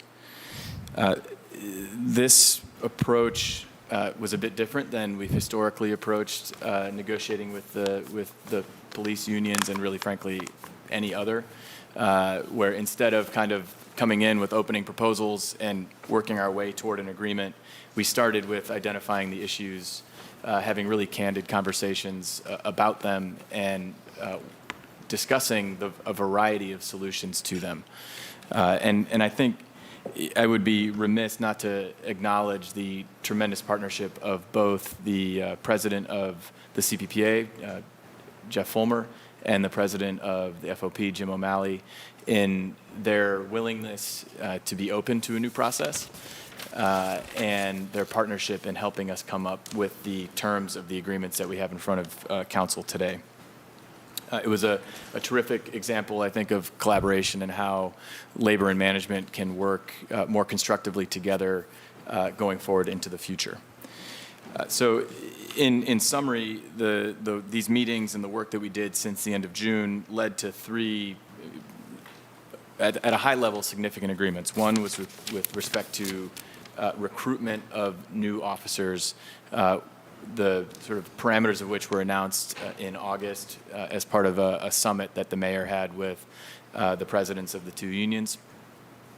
And primarily what that set of agreements did was it increased the cadet pay from, I believe it was $15 an hour to, and converting it to a percentage of the Patrol 4 pay rate, which Patrol 4 is the entry-level pay. And so under that agreement, it raised the cadet pay to 83% of Patrol 4, which at the time, given the prevailing rate for for Patrol 4, brought the hourly wage to slightly over $24 an hour. It also led to the creation of a $5,000 signing, up to a $5,000 signing bonus for new cadets, with payments made upon certain milestone events within the first year of a cadet's employment with the city. Also led to the creation of a reimbursement program for any cadet who has attended a police academy training program and had to pay for that program out of pocket. If that person comes and decides to be a Cleveland police officer, the city will reimburse that individual for the expenses incurred as part of the other academy.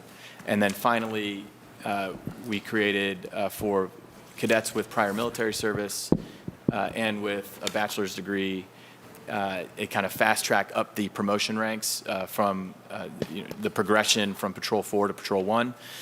For any cadet that has a college degree or prior military service, they would start their career at Patrol 3 as opposed to Patrol 4. After the August summit, we continued working with the leadership of the unions and really focused our efforts there on retention of existing officers and on deployment. And when we were looking at retention, we were really focusing on compensation. With the current wages that are in effect, not the ones that would take effect if this agreement is approved, we rank in the 50th percentile in the state for top patrol pay, which is not great. We are surrounded by suburban jurisdictions and other political subdivisions that have police units such as RTA that have higher top rates of pay for their patrol officers that we do. And so one of the most immediate points of discussion in this work was figuring out how to solve that problem so that at least regionally we are paying our police officers salaries that make this division of police a competitive place to work. And so with the rates that would take effect on January 1st that are in front of you, we would go from the 50th percentile in terms of top rate of pay in the state to the 76th percentile, which is a really significant increase.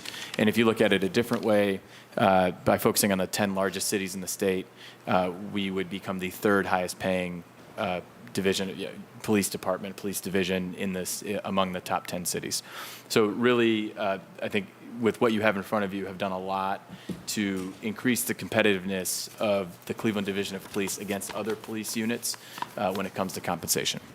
Okay. The third major item is with respect to deployment, and one of the key issues that we've had to struggle with as a city is the declining number of men and women in uniform in the city, and this is a phenomenon that is being dealt with across the nation over the last several years, and how we can better deploy or best deploy the men and women we have on the force right now.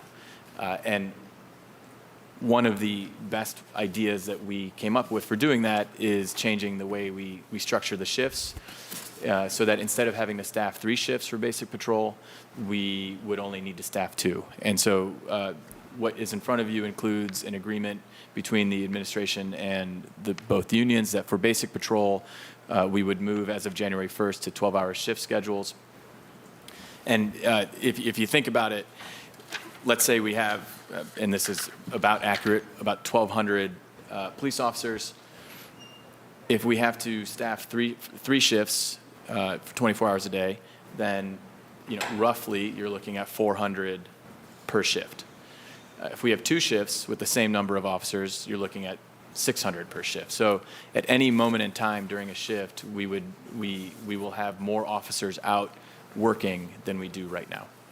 And then finally, I would just note, these enhancements are part of a broader initiative that the mayor has set us down the path toward with the RISE initiative that includes technology investments and other efforts to enhance the public safety, use the resources we have to their maximum effect, and in a way that we can afford. And I know that's been a question that has come up on the council side. We can get into the detail of the costs of this proposal that's in front of you, but it is certainly something that we can afford on a sustainable basis going forward. Okay. Director, Deputy Chief, Director of Human Resource, you have any comments? Okay, so let me start the process. And would you touch on the pay bands, the proposed pay bands right now? So I'm going to start with the FOP. Would you, with that legislation, would you go over that for the viewing public so they can understand that? Just run down from Sergeant with the annual. This is within the new legislation. What's being, pardon? Okay, so I'm asking for the whoever can go through the pay bands so the viewing public can understand what they will be. Yes, Okay. to the chairman, happy to do that. Go ahead. Starting at sergeant, the maximum rate of pay would increase from $87,411.66 now to $97,889.16. Okay. Lieutenant would go from $101,395.93 to $113,551.42. Captain from $117,617.67 to $131,719.65. I'm sorry, hold on, you're yes. reading out stuff, is that something, It's is in this this. amended? It's in the laptop. No, I'm looking at it, is this 1302? Yes. Was this amended, because that's not what it says. The numbers that you're reading is not what's reflected on here. Hold on. So Let for me see what's in sergeant, here. it has, the maximum is $98,378.61. Lieutenant is $114,119.18. I'm looking at ordinance 1302-2023.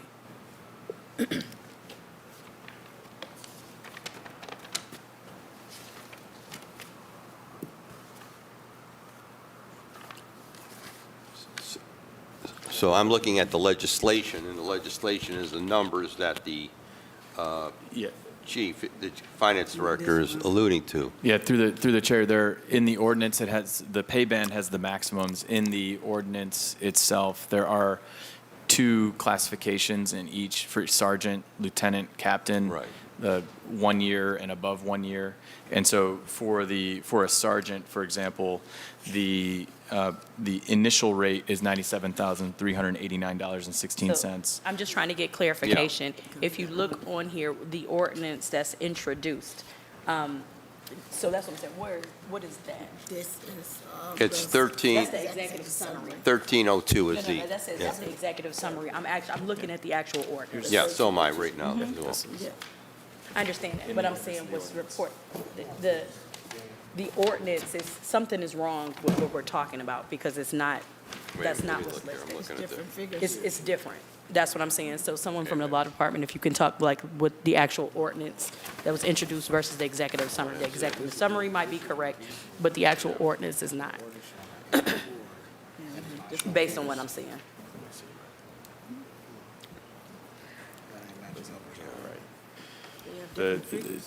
Those numbers, Councilwoman House Jones, that you're referencing, those are incorrect. So I don't know what happened. The version of the ordinance that I have has the correct number So, in it, the $97,889.16. So can you repeat what the minimum would be and what the maximum would be, would help us in this discussion? So go back to sergeant. The minimum, The minimum is $77,938.60. The minimums for any of these classifications are not changing. Yes. Also are interesting relics because the rate of Okay. pay is a single, Right. it's the negotiated rate. So the amended maximum would be $97,889.16 for sergeant. The amended maximum for lieutenant would be $113,551.42. The amended maximum for captain would be But see, look at this, $131,719.65. right here. That's in there. That's Yeah, not- I don't, Not correct. All I can, yeah. that's what I'm saying, it's the executive summary is different. No, I'm looking than- at the legislation right here. Yeah, and I've got a copy of the ordinance here as well. And it has the correct rates. So Sergeant, The copy I'm- of the ordinance that I have has the correct rates. Pardon? The copy of the ordinance that I have has the correct Okay, rates in well, it. then the ordinance that I have for sergeant, minimum 77,938.60, maximum 98.378.61. It's wrong, so we have to update, that's the point, that what you have in your hand is incorrect, and so that is going to need to be corrected. Well, this is the ordinance in my hand. So it's not, it's wrong. Yeah. So we need to amend it. That's going to have to be corrected. So let's go, so So I think I know what's listed in the executive summary is correct, so we just need to make an amendment to amend that legislation to what is in the executive summary. Yes, okay. And so that's So what keep we're going, going to do. keep going on your presentation, Chief. The amended maximum for Commissioner of Traffic Control will be $152,794.80, and the amended maximum for the Commander of Police will be $152,794.80. No, that's right. Okay. So this is to the, where's the Assistant Law Director? He right here. I can't see him. He right here, he just Oh. came out here. You're going to have to make those corrections in the, Well, you know, So we- excuse me, Councilwoman. I want to just try to figure this out a little bit. And I think we might have just an error in submission. I'm not sure if we're going to make an amendment to correct anything, but what the Director of Finance has and what apparently we have on our tablets and what I have as an administrative copy, where there's a disconnect. So can we have a discussion about how it was submitted? Yeah, Yeah, because through this the is chair, different. The Director Cole is trying to get a hold of Ms. Fishbach, who was part of the negotiation process to figure out what's going on. What, I don't, what's on a laptop is one thing. The legislation in my hands is another thing. And this is what we're dealing with right here. That's the what we put out legislation. on publicly too. So this is, we have to make sure this is correct so we understand what we are voting on. So, again, you heard my colleague, you heard from sergeant to commander, to captain, to lieutenant. The command staff, is there any changes in the pay bands for the command staff? To the chairman, the only pay bands that are changing are the ones listed in the. So the command staff pay bands don't change? The chief, the deputy chief, those are not changing. None of that's changing. Okay. So let's continue. What other changes, significant changes in this proposed collective bargaining agreement differ from the existing collective bargaining agreement? Is there anything that we should be aware of? Because there was the issue raised by the Federal Monitor that this agreement was not presented to them. And I had sent in my request, I'm surprised the law director is not here, because the city hired a monitor, the Federal Monitor, and yet the Federal Monitor raised the case, the issue that this was not presented to them. Where are we with that submission? Has there been any discussion with the Federal Monitor? To the chairman, yes, and we have worked through, I think, from the monitor's perspective, issues with respect to that language. That language is now with the unions for their consideration. That is not part of what is in front of council today. Okay. So, and what specifically is that I guess, discussion point with the federal monitor and the unions? Do we know? Can you say what it is? There was, to the chairman, there was a disagreement in the way we had proposed to handle some low-level matters of discipline. Yes. In terms of process, Yes. not substance. And so we, the law director and others worked with the federal monitor over the last several weeks to sort of arrive at a place that worked for both sides, and now that's just going to work its way through the process. So is that going to normally. come back to us as an amendment? To the chair, yes, it would come back as a this separate piece. contract? Yes. This contract will go into effect January 1st as proposed? That is correct. Okay. What are the financial implications with this piece, with 1302? So the way I at least have considered the implications is in the aggregate. So for all of the uniformed personnel, because this is a package of When you wage say, increases. so for the view, So you're talking patrol CPPA. and FOP. Okay. Based on, and as we went through the process, I had to use a point in time to do Yes. math. So pay period 15, which was in May. Yes. Late May, early June was the point in time that we used to cost out these terms. Yeah. Based on the then current staffing as of pay period 15, the new wages would cost, as compared to current Yes. 2023 wages, $10.4 million. When compared against the wages that have been negotiated already to take effect next April as part of the Yes. 3-year CBA, the difference in cost is $8.5 million. Okay. So I'm going to get that straight. So the total package over the 3-year period would be an additional $10.4 million to the Division of Police.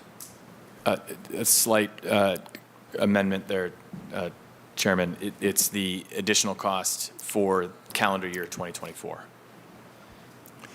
Based on Only 2024. correct. This Would be and I think 10.4. it's, compared to the current wages, Okay. compared to the wages that we had already negotiated for 2024, would be $8.5 million of additional expense.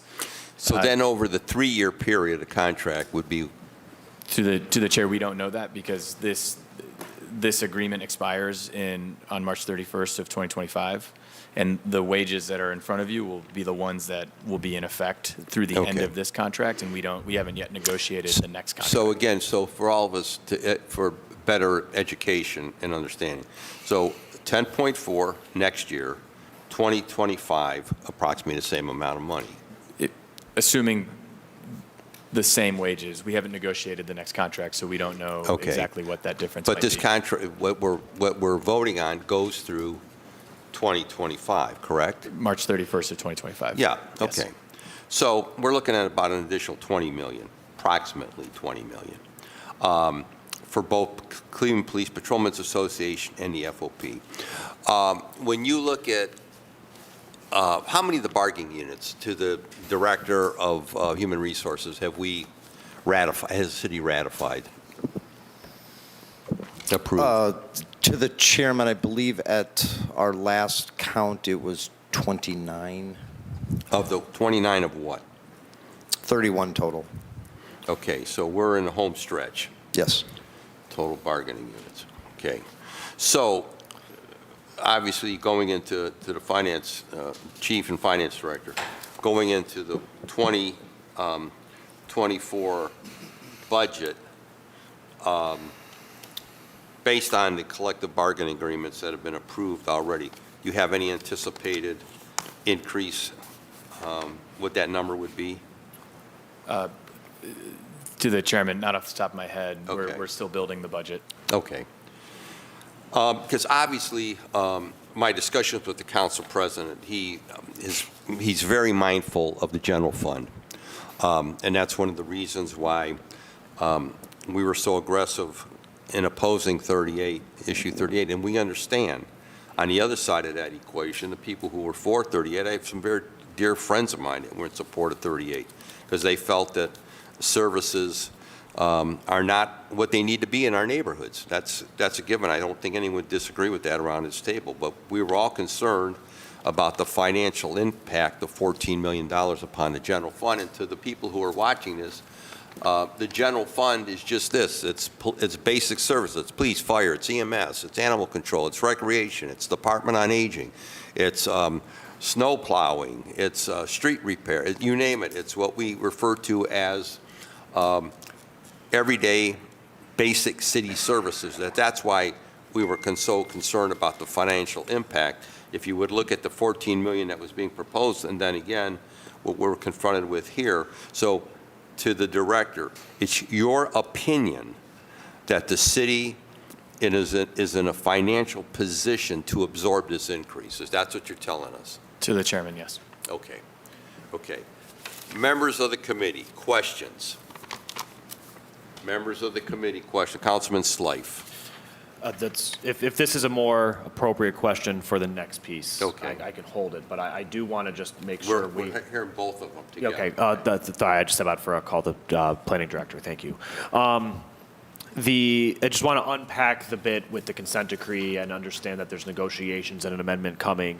My understanding was that the federal, the issue with the negotiated contract related to discipline, there's nothing speaking to discipline within the amendment that is attached to this as you know, that lays out what we're passing. I just want to make sure that we're not in a position where we're passing legislation that is, we know, flagrantly in violation of some even small aspect, even if there is a effort to amend coming down the road. It's just, I want to make sure that we're not putting the cart before the horse. Yes. Yeah, through the Director, chairman to the Chief, excuse me. councilman.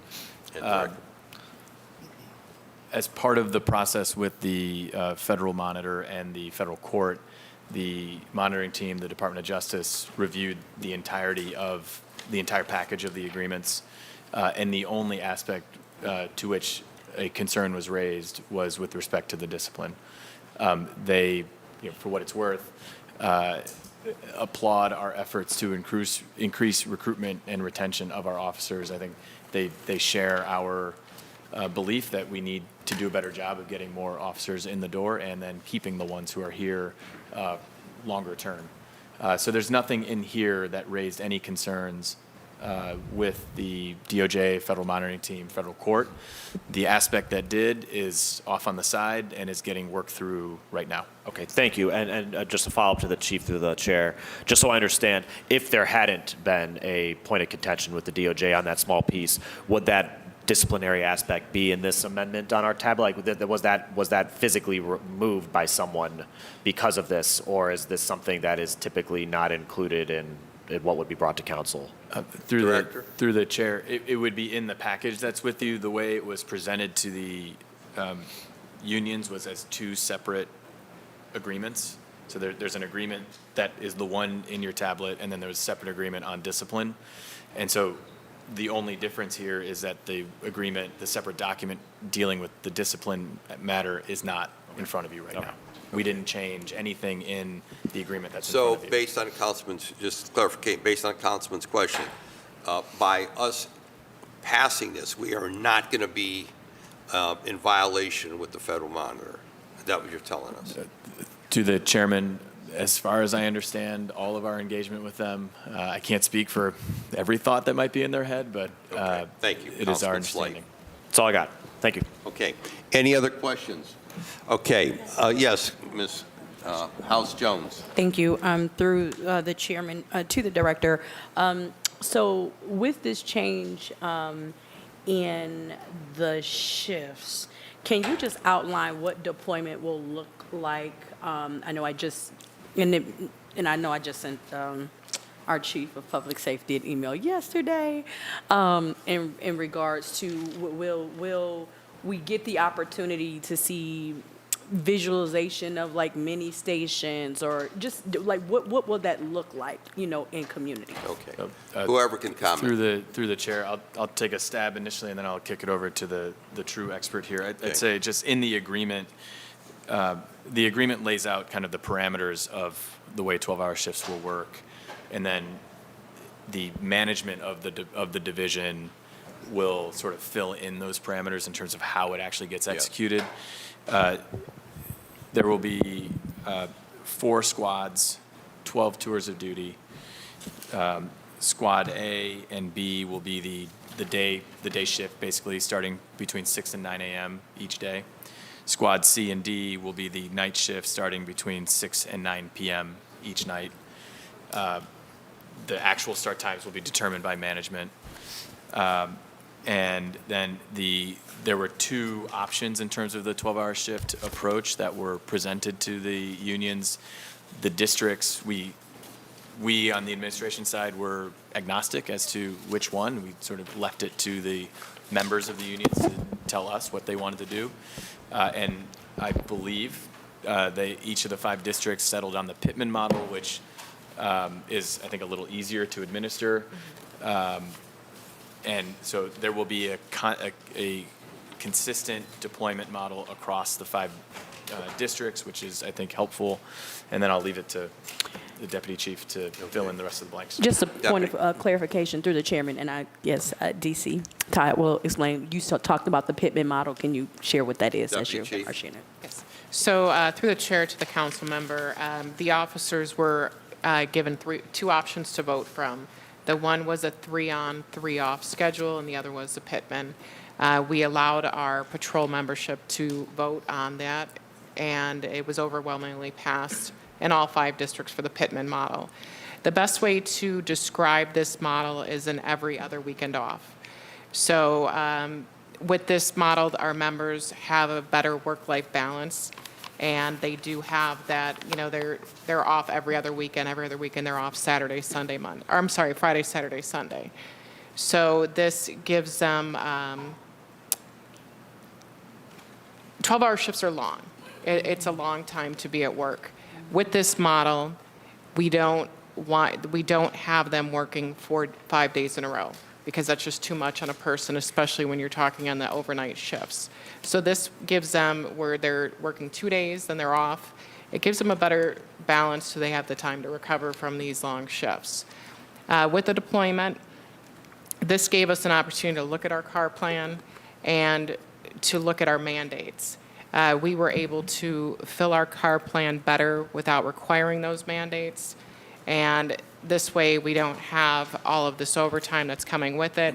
I don't think the overtime is going to go away, but it should significantly be reduced through all 5 districts, which will give some relief to our members. So that was the whole goal of these 12-hour shifts. So they had some relief, and they weren't working these consistently long days. Okay, Councilwoman? Through the chair to the deputy chief. So again, I guess how, even when people are doing paperwork and stuff like that, what is the philosophy and just getting, and I think this is a philosophy for all of us here in City Hall, of just being out in community. You know what I'm saying? I don't know what that looks like, how, there are a variety of parameters.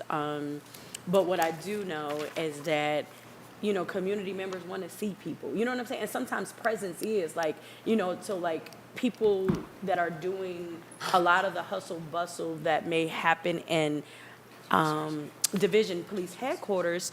What are the opportunities to have people do paperwork in community? That's fundamentally, just so we can get people out and about and amongst people. Deputy Chief? So through the chair to the council member, a couple things with this schedule. With this schedule and our recruitment plan, this would put us in a better place if we get those hires that we're looking for, that we have those opportunities to have more community engagement. With our current plan and our current staffing, we're able to fill our CAR plan without the overtime, but we don't have the as much time for our members to have that community engagement portion. So with additional members out there, we would have that, our officers have the opportunity to go out there and have the additional engagement. I don't know if you're aware, all of our cars have computers in them, so our officers are able to do their paperwork on the road. They don't have to do their paperwork at the district. Everything is digital. They have that computer right in their vehicle. their reports, everything they have is right there with them that they can do out in the community. Yeah, so through the chair to Deputy Chief, so it's not necessarily direct engagement with community, that's not what I'm saying. I'm saying, like, if you're doing The a report. visibility. Visibility, that's what I'm talking about, and how can we transition? And I think, like, all of us in City Hall, like Cleveland council members or whatever, you know, because sometimes we go, and I just sit in McDonald's, right? I go to just different places. I just feel like we all need to just show our presence, whether it's direct connection, because it shows you see, you hear, you're observing what's going around in our day of just serving people. Finance, like, people need to get out of this building. Take your phone, take your laptop, go and sit in community more. Not direct community like that, because showing up, just being there means something to people. And that's what I'm trying to, and I think that's what community members have been asking. We want to see our safety force, you know, like, we want to see them. And so will it take for us to get there, even with what we have? That's where I'm saying, because people have been asking us, like, well, we waiting, like, okay, we're investing a lot of money into our safety forces. We gotta have a level of more visualization where people are, because many of us can get out of our cars, get out of buildings to go where actually and put it where community are. And that has been the request, that I think there's been a disconnect and not meeting community members where we would like and where people expect people to be. So just real quick on that matter, I think that sometimes it's overlooked how much our officers do when they're out there. A lot of times when they complete a call for service, they immediately are dispatched to another one, and then another one throughout their shift. So to have, a lot of times they don't even have room throughout their shift to stop and breathe. So when it comes time to the end of their shift, they have not had that opportunity to park and sit and do their paperwork somewhere. So you may not see that visibility because they are going from call to call to call. So with this, we're hoping that it'll give them a little bit of a reprieve so that they will have that opportunity to do exactly what you're saying, so that they can stop. You know, the intention of the cars on the computer was so that they could do exactly what you're saying. But the computers in their cars, so they could sit in the community and do those reports. But our intention was, when they completed a call for service, that they could do that report right then and there. And unfortunately, with our calls for service and our staffing, they don't always have that opportunity right now. Okay. But with this plan, hopefully that will change. Okay, and then, so then that goes into communication, but I'm going to wait for that and we'll have, no, seriously, because just your alignment through the chair to Deputy Chief, what you're saying is, a lot of us are doing things, but nobody knows it. We don't know. So we have to better capture the story and communicate it out in a very thoughtful way so that people understand what is happening and how we are, how we're working to serve. I had something else, but I'm going to go from there. Thank you. Thank you. I have Councilman Slife next, but before I call Councilman, as of today, how many police officers do we have? I have those numbers for you. I believe it's 1198, but let me verify. I'm sorry, 1191. 1191. Yes, sir. So you are aware we're at 1920 levels now. We were at 1498 as our budget is staffing. We're at 1,191. One thing I do want to reiterate, the vote took place on October 12th. Since that vote took place for the 12-hour shift and this contract change, we have seen a significant decline in our resignations. Okay. Just another point of information. As of today, how many homicides do we have? As of today, we have 158 homicides with a 75% solve rate. Excuse me, can I ask a question to that, to the chair? Yes. To the chair, to Deputy Chief. Do you know how many death by suicides we've had? As far as our officers? No, or no. Just a City of suicide? Cleveland. And I'm asking that question for a very explicit reason. In Health and Human Services, it was reported that we actually have more death by suicides than actual homicides, and I just want to clarify that. So if someone could actually provide that information, We'll request that. That would be helpful. We'll get that Thank you. information Thank for you. you. That's across the entire city, correct? Yes. Okay, Yes, thank you. absolutely. Councilman Slife, and then I have some additional questions. Councilman Slife. Thank you, and I should have asked this before. This is admittedly a bit of a rhetorical question, but get it in the microphone.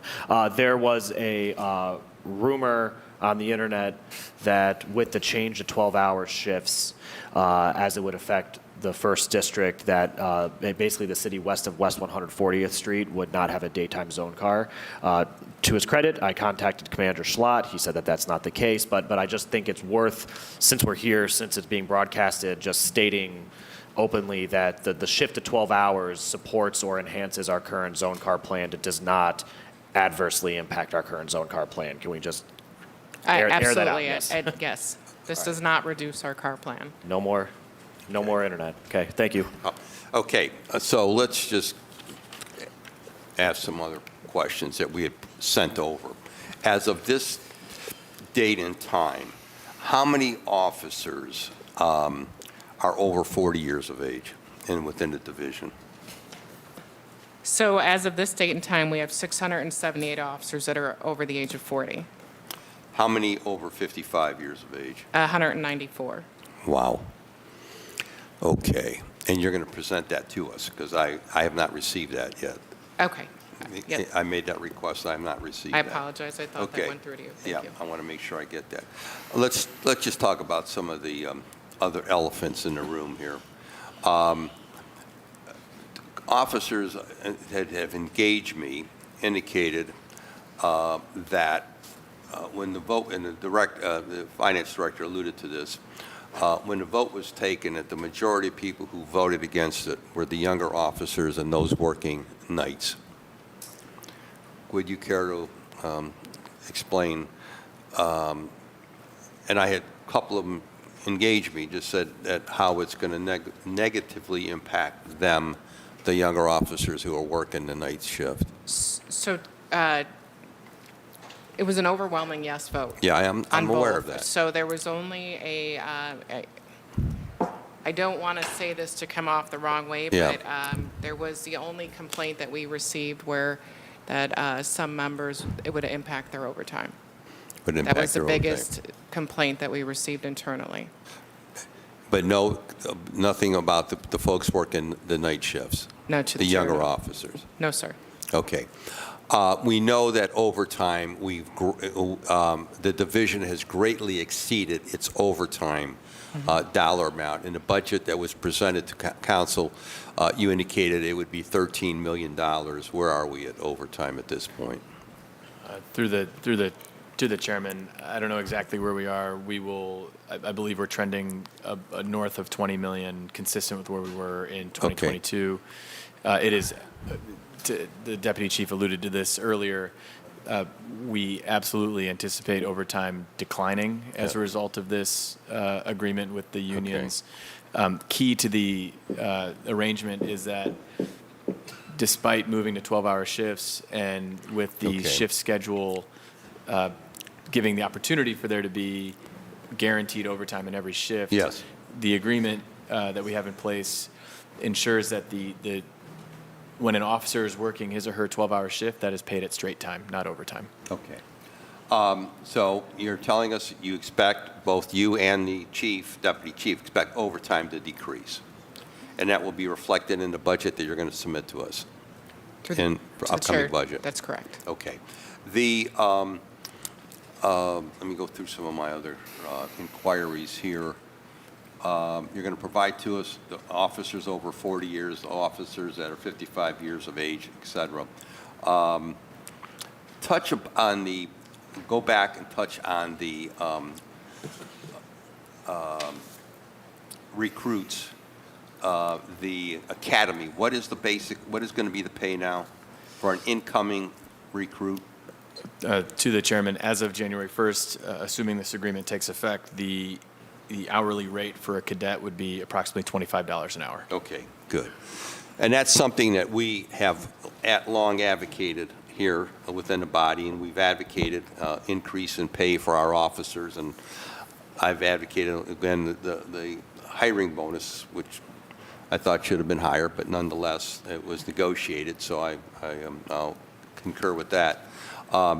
touch again, you touched on the FOP, touch on the pay levels now for the citizens that are watching this for the patrol officers. So, to the chairman, in the agreement with the CPPA, Yeah. those rates of pay, the maximum patrol salary would be $84,387.21, and the entry-level patrol salary would be $62,651.29. So someone coming right out, to whoever can answer, someone coming right out of the academy will make 62,000? That's correct. And I got some clarity on the numbers that are in the ordinance. Yes. In front of you. Those are correct. As we have learned with many years of experience, doing these wage calculations leads sometimes to some odd results where there might be a rounding error. Okay. And the numbers that are in the ordinance, I believe, are 0.5% above what was negotiated to ensure that if a calculation takes us 5 cents over, we can actually pay that. Okay. The other outstanding question is, and I think we have to talk about it because we hear it in our neighborhood meetings, and I'm going to direct this to the deputy chief. You mentioned, you reported there's 1,191 officers. So at present. So both contracts that are before us, both bargaining unit agreements, are based on our present staffing levels, correct? Through the chair, correct. The estimation. Yes. So if should the ranks increase, obviously there'll be an increase in that dollar amount. So let's talk about the elephant in the room that many of us have heard at our neighborhood meetings. In this perception, not only from residents, but from some police officers as well, that the city really doesn't want to hire additional police officers, even though the pay hasn't been increased. And by going to the 12-hour shifts, there's a opinion among officers by going to the 12-hour shift is the city's way of not hiring additional officers. And I got to tell you, I've heard that at neighborhood meetings. I heard it on election day from 2 officers coming out to vote out of the voting booth, said that they believe that this is the city's way of getting around not hiring additional officers. And what we all know here we've heard it, we need more visibility, we need more engagement with our citizens. Council members here at our neighborhood meetings, we want to have as many people as we can. We want them engaged in our schools as they once were. We had the DARE program, we had all this. We had the mini stations. We had community engagement officers. We had all this stuff going on, and that's all disappeared. And again, I'm very much aware, being the senior member, a lot of this stuff disappeared 20 years ago. I'm very much aware of what happened here with the layoffs. We got up to 1,936 officers. That was the goal of the previous administration, the White administration, to get close to 2,000. Then we heard from Calvin Williams repeatedly that he needed 1,700 officers. And I've got the dates when he said it in the course of budget hearings. We passed the budget in 2022, as the council president knows, who's been very supportive of safety issues, 1,640. We never got there. This last budget was for 1,498. And as you testified today, we're nowhere near that number. So I guess what I want to hear on behalf of our citizens, we're all supportive in raising the pay. We're in support of raising the cadet pay per hour, because that was just antiquated. So we're all in support of it, but none of us, at least I can't understand what the game plan is to hire people here. So just to the chair, our staffing we look at first, our priority is patrol. Yep. You know, so as we talked about to the traffic commissioner earlier, he has a staffing level that it does not meet the staffing level he had. He's down several years ago. 58%. Correct. So we have to fill our patrol staff first. Right. And once that's full, then we can look at those other units and having the extras. We have our our priority now is to keep the citizens safe, and that's the responding to the calls for service. So that's where our priority is. And hiring, we all want more policemen. That is definitely, I think, since the contract has been voted in, we've seen, an increase in our recruitment, an increase in interest in our recruitment. There was a video that just was out about a week ago, recruitment video. Since that came out, we have seen a lot of activity and a lot of interest in our police department. And to the chairman, I would Yes, just Chief. note, Finance. nothing could be further from the truth that we don't want to hire police officers. Well, that's We what I would wanna not, from the mayor on down, we would not be increasing cadet pay by now $10 an hour versus where we were 6 months ago. We wouldn't have given, since the mayor was sworn in, assuming this agreement is passed, that means the top patrol officers will have gotten a 25% pay raise since Mayor Bibb was sworn in. Yeah. You don't do that if you don't want to hire people. The only reason to raise pay is to make this a more attractive place to work. Well, that old saying around this table, as I heard, the proof will be in the pudding. The proof will be in the pudding as to how many officers are hired and how we see that impact our neighborhoods and our neighborhood patrols. Because again, 158 homicides, 1,191 officers doesn't reassure me at this point. And we're here to be supportive. I got to tell you, and the council president, before you leave, do you have anything you'd like to say? Because I know you've been very supportive of this whole process. We here at our neighborhood meetings, all of us are hearing about people feel. We heard Councilman say today he feels unsafe. We're all hearing it. We're all hearing it at our neighborhood meetings. And so we're going to be deep diving. We're going to be looking at ShotSpotter. Is it working or not? We're going to be looking at the whole issue of and you'll be updating us shortly with the dash cams in the cars. We're going to be looking at, some of us did some deep diving, talking to other cities about the implementation of drones as other cities are utilizing to help first responders. We're going to be looking at all this from the standpoint of the council. We want to have the best and most effective police department we can. And so I'm hoping with the actions that are being, that you have negotiated here, because again, to the people viewing, council cannot hire, we cannot fire, we cannot deploy, we cannot administer, and we cannot negotiate labor contracts. We're prohibited by law. So you negotiated on behalf of the city, of the citizens. You have presented it to us officially. We've asked our questions. Are there any other questions of the committee members to the safety director, the deputy chief, the chief of finance, the director of human resources? Any addition? Yes. Mr. Chairman, it's one of the things, and I think that you've added and you've eloquently stated, and I know that, we are certainly down police, and I know that the director who's here, in addition to the administration of the city, the administration of the executive branch of government is concerned about the issues of safety.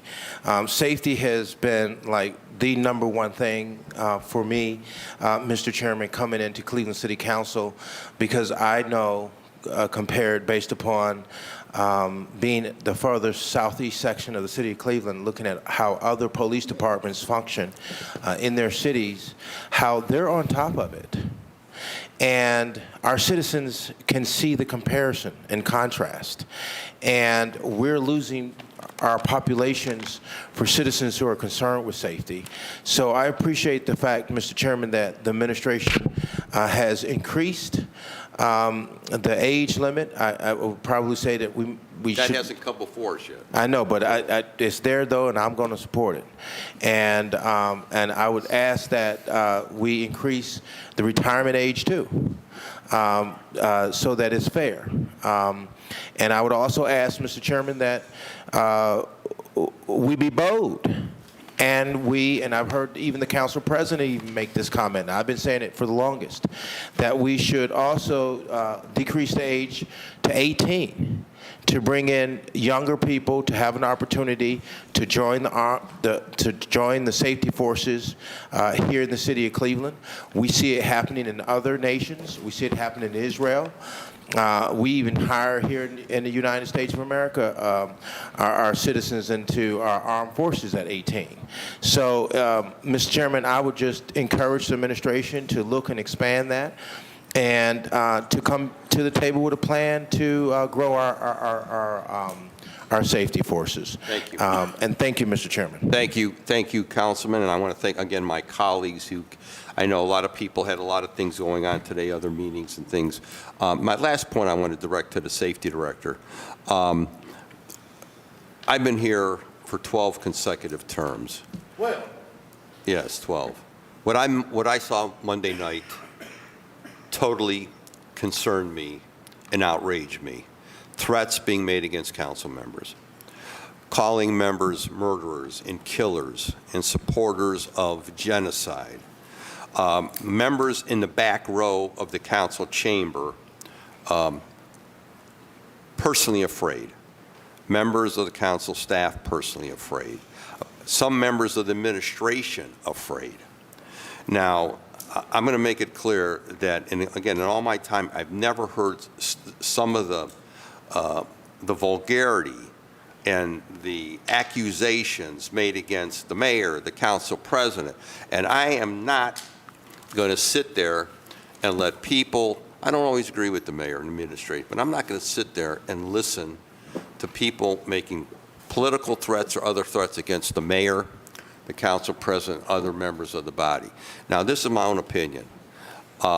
We've got to make sure that there is safety for the council members, the administration, and the public that is coming there to peacefully, under the public comment section, to peacefully express their thoughts and opinions, whether any of us agree with it or not. But again, to see what I saw Monday night, that was the worst that I think I've seen in my time here. And you had to be there to hear the threats that were being directed against members and the comments being directed against members. And so I just want to apprise the director as we go forward. We're going to have to really take a good hard look at security, and those folks that are making, threats against members of body, they're going to have to be dealt with.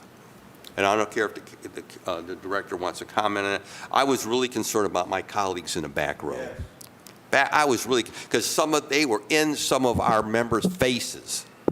And I noticed one of our members jumped up because they were beating behind his chair. And that's just totally unacceptable. That's totally unacceptable. Director? If I may, Chair, I can tell you that I was there. We had, as we've had over the last several council meetings, we have had special safety measures put in place. We've had additional officers. I think there were approximately 25, 30 police officers at City Hall at that time. It was loud. Our officers were present. Our officers were on both sides of the hallway, and it was loud. It was disruptive. But the perception that we had was our officers would act in danger. Our officers are there to make sure that property is safe, that persons are safe, and anyone who, after the meeting, feels unsafe, our officers are there to escort them to their vehicles. Expressions of First Amendment oftentimes make us uncomfortable. Expressions of First Amendment oftentimes are loud and disruptive, and our officers are there to do and carry out their duties constitutionally and within the realm of the law, and we will continue to do so. And that's what I want to hear, and I want to make it clear that those people who are coming down here to peacefully protest, express their opinions, that's one thing. But the vulgarity that was directed against members of the body and the administration, totally unacceptable. Councilman Jones, you have the final comment. And Mr. Chairman, Mr. Chairman, I just add to that, there's two pieces here, right? we, council, opened up for there to be a public forum in this new council. And that forum was to allow our citizens to be able to come in and talk about issues and business in front of the city of Cleveland. And in doing so, Mr. Chairman, as you're aware, all of our committee meetings where the real work is done with legislation is always and has always been open to the public for public comment. And Mr. Chairman, each city is a municipal corporation that conducts its business. But that circus and that mob-like attitude and mentality that came into the meeting last Monday was unacceptable, Mr. Chairman. Yeah. We sat there quietly in a civil way. We allow for the public speakers to speak and make their comments. And after the comment period, Mr. Chairman, was over, the mob disrupted the entire session, and we could not conduct business. I could not hear, Mr. Chairman, the record being read and legislation because of the sound and the decimal was up to 90 in terms of those people in there disrupting our council meeting. And to no fault of our own, Mr. Chairman, what they were talking about had nothing to do with the city business, has nothing to do with council, and council has no authority or control over what is happening in a foreign territory and a foreign country. But I will say this, Mr. Chairman, what I really appreciated the most is the police officers, and I express my gratitude and appreciation to the brave men and women of our police force in the face of these recent protests that happened on Monday. And I appreciate them keeping us safe. I appreciate them being in the hallways. I appreciate them being on standby. And Mr. Chairman, we have never had that many police. And it's costing the city of Cleveland money to have police overtime just to make sure that the council is safe and secure. And so I just want to thank the administration, the safety director for being there firsthand and handling the issue there. And I'll just end it with this, Mr. Chairman. We need to really look at how we invite guests in, and they must understand that they should never come down here and disrupt the business of our city. And we've got a piece of legislation that addresses public disruption, and we're going to deal with that. Thank you, Mr. Chairman. We're going to Hold deal on, with Mr. Chairman. So we're having this conversation, and I just, again, this is, we are in a time where people are in a level of real pain and anger. And I don't think it is, it does not help to minimize like the real pain and trauma that people are going through. In many of the conversations, we hear about what happens with hurt people.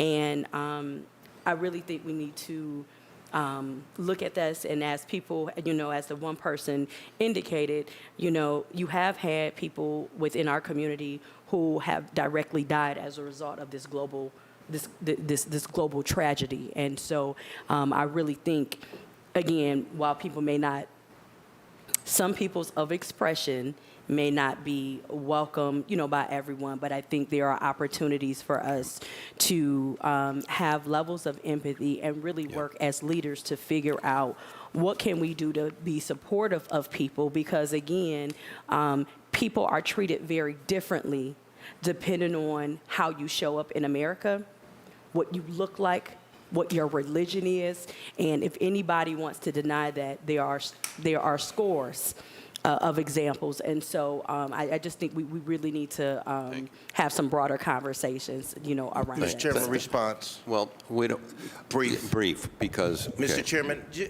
I get we all have pain. I have pain. I've been traumatized. I continue to be traumatized. I'm traumatized on a basic level. But, Mr. Chairman, I have civility when I come to this microphone, and that's all we're asking for.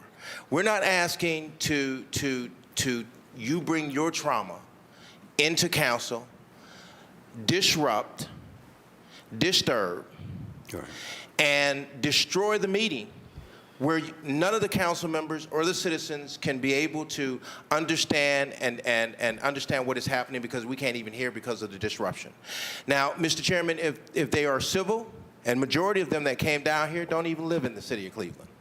And I got people getting shot in their head, and I don't see no people coming down here talking about all of the crime, getting shot in the head and getting killed and getting robbed on their doorsteps and unsafe in my neighborhood. So at the same time, I have my frustration and trauma too, Mr. Chairman, but you don't see me coming down here with a mob of people saying death to the president of Cleveland City Council, death to the mayor of the city of Cleveland, and then death and threatening the city council.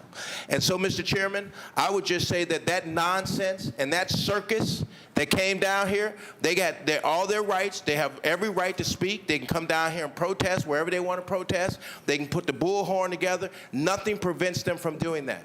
But when they come in this house, in this chamber, they should act like they're civil human beings. And when they don't act like they're civil human beings and they're disrupting this council, then this council must take action to protect this municipal corporation. We have one job as council members here at this table. That is to serve our citizens. That is to protect our citizens, and that is to do the business of our citizens, not to deal with other outside issues. To no harm of our own has nothing to do with us. Okay. And I don't have, Mr. Chairman, no problem for anybody who wants to express themselves. There's a huge amount of ways to do that. And Mr. Chairman, here's the sinister side of it all, because we got to talk about that too. This is a sinister thing when you have people from Case Western Reserve University down here to watch what happens if our police officers was to dealt with that guy who was banging on that table. Our councilman colleague, Anthony Hairston, had to wave him off and say, please, bag up. And he would not. And I had to pull out my camera, Mr. Chairman, and start recording them. You know why I pull out my camera and start recording them? Because I want to see the face of those who may try to attack me. Because I've been traumatized as a citizen, and I have been a victim of crime. So at the end of the day, Mr. Chairman, I would suggest this, that if we can't have a civil, open conversation about this issue, and if they can come down here and be civil, we don't have a problem with that. But when you disrupt council and you make people like me, who's already traumatized, feel unsafe, now I got to think about going to buy me a gun. Go buy and purchase a gun. And so, Mr. Chairman, I never had to think about that. I even told the safety chairman today, I'm going to have to go buy me a gun now. Because I'm not going to come down here and let you disturb my peace and break me up and then put a bomb up under my car. And I've had people out there, Mr. Chairman, in that audience who told me they support Hamas.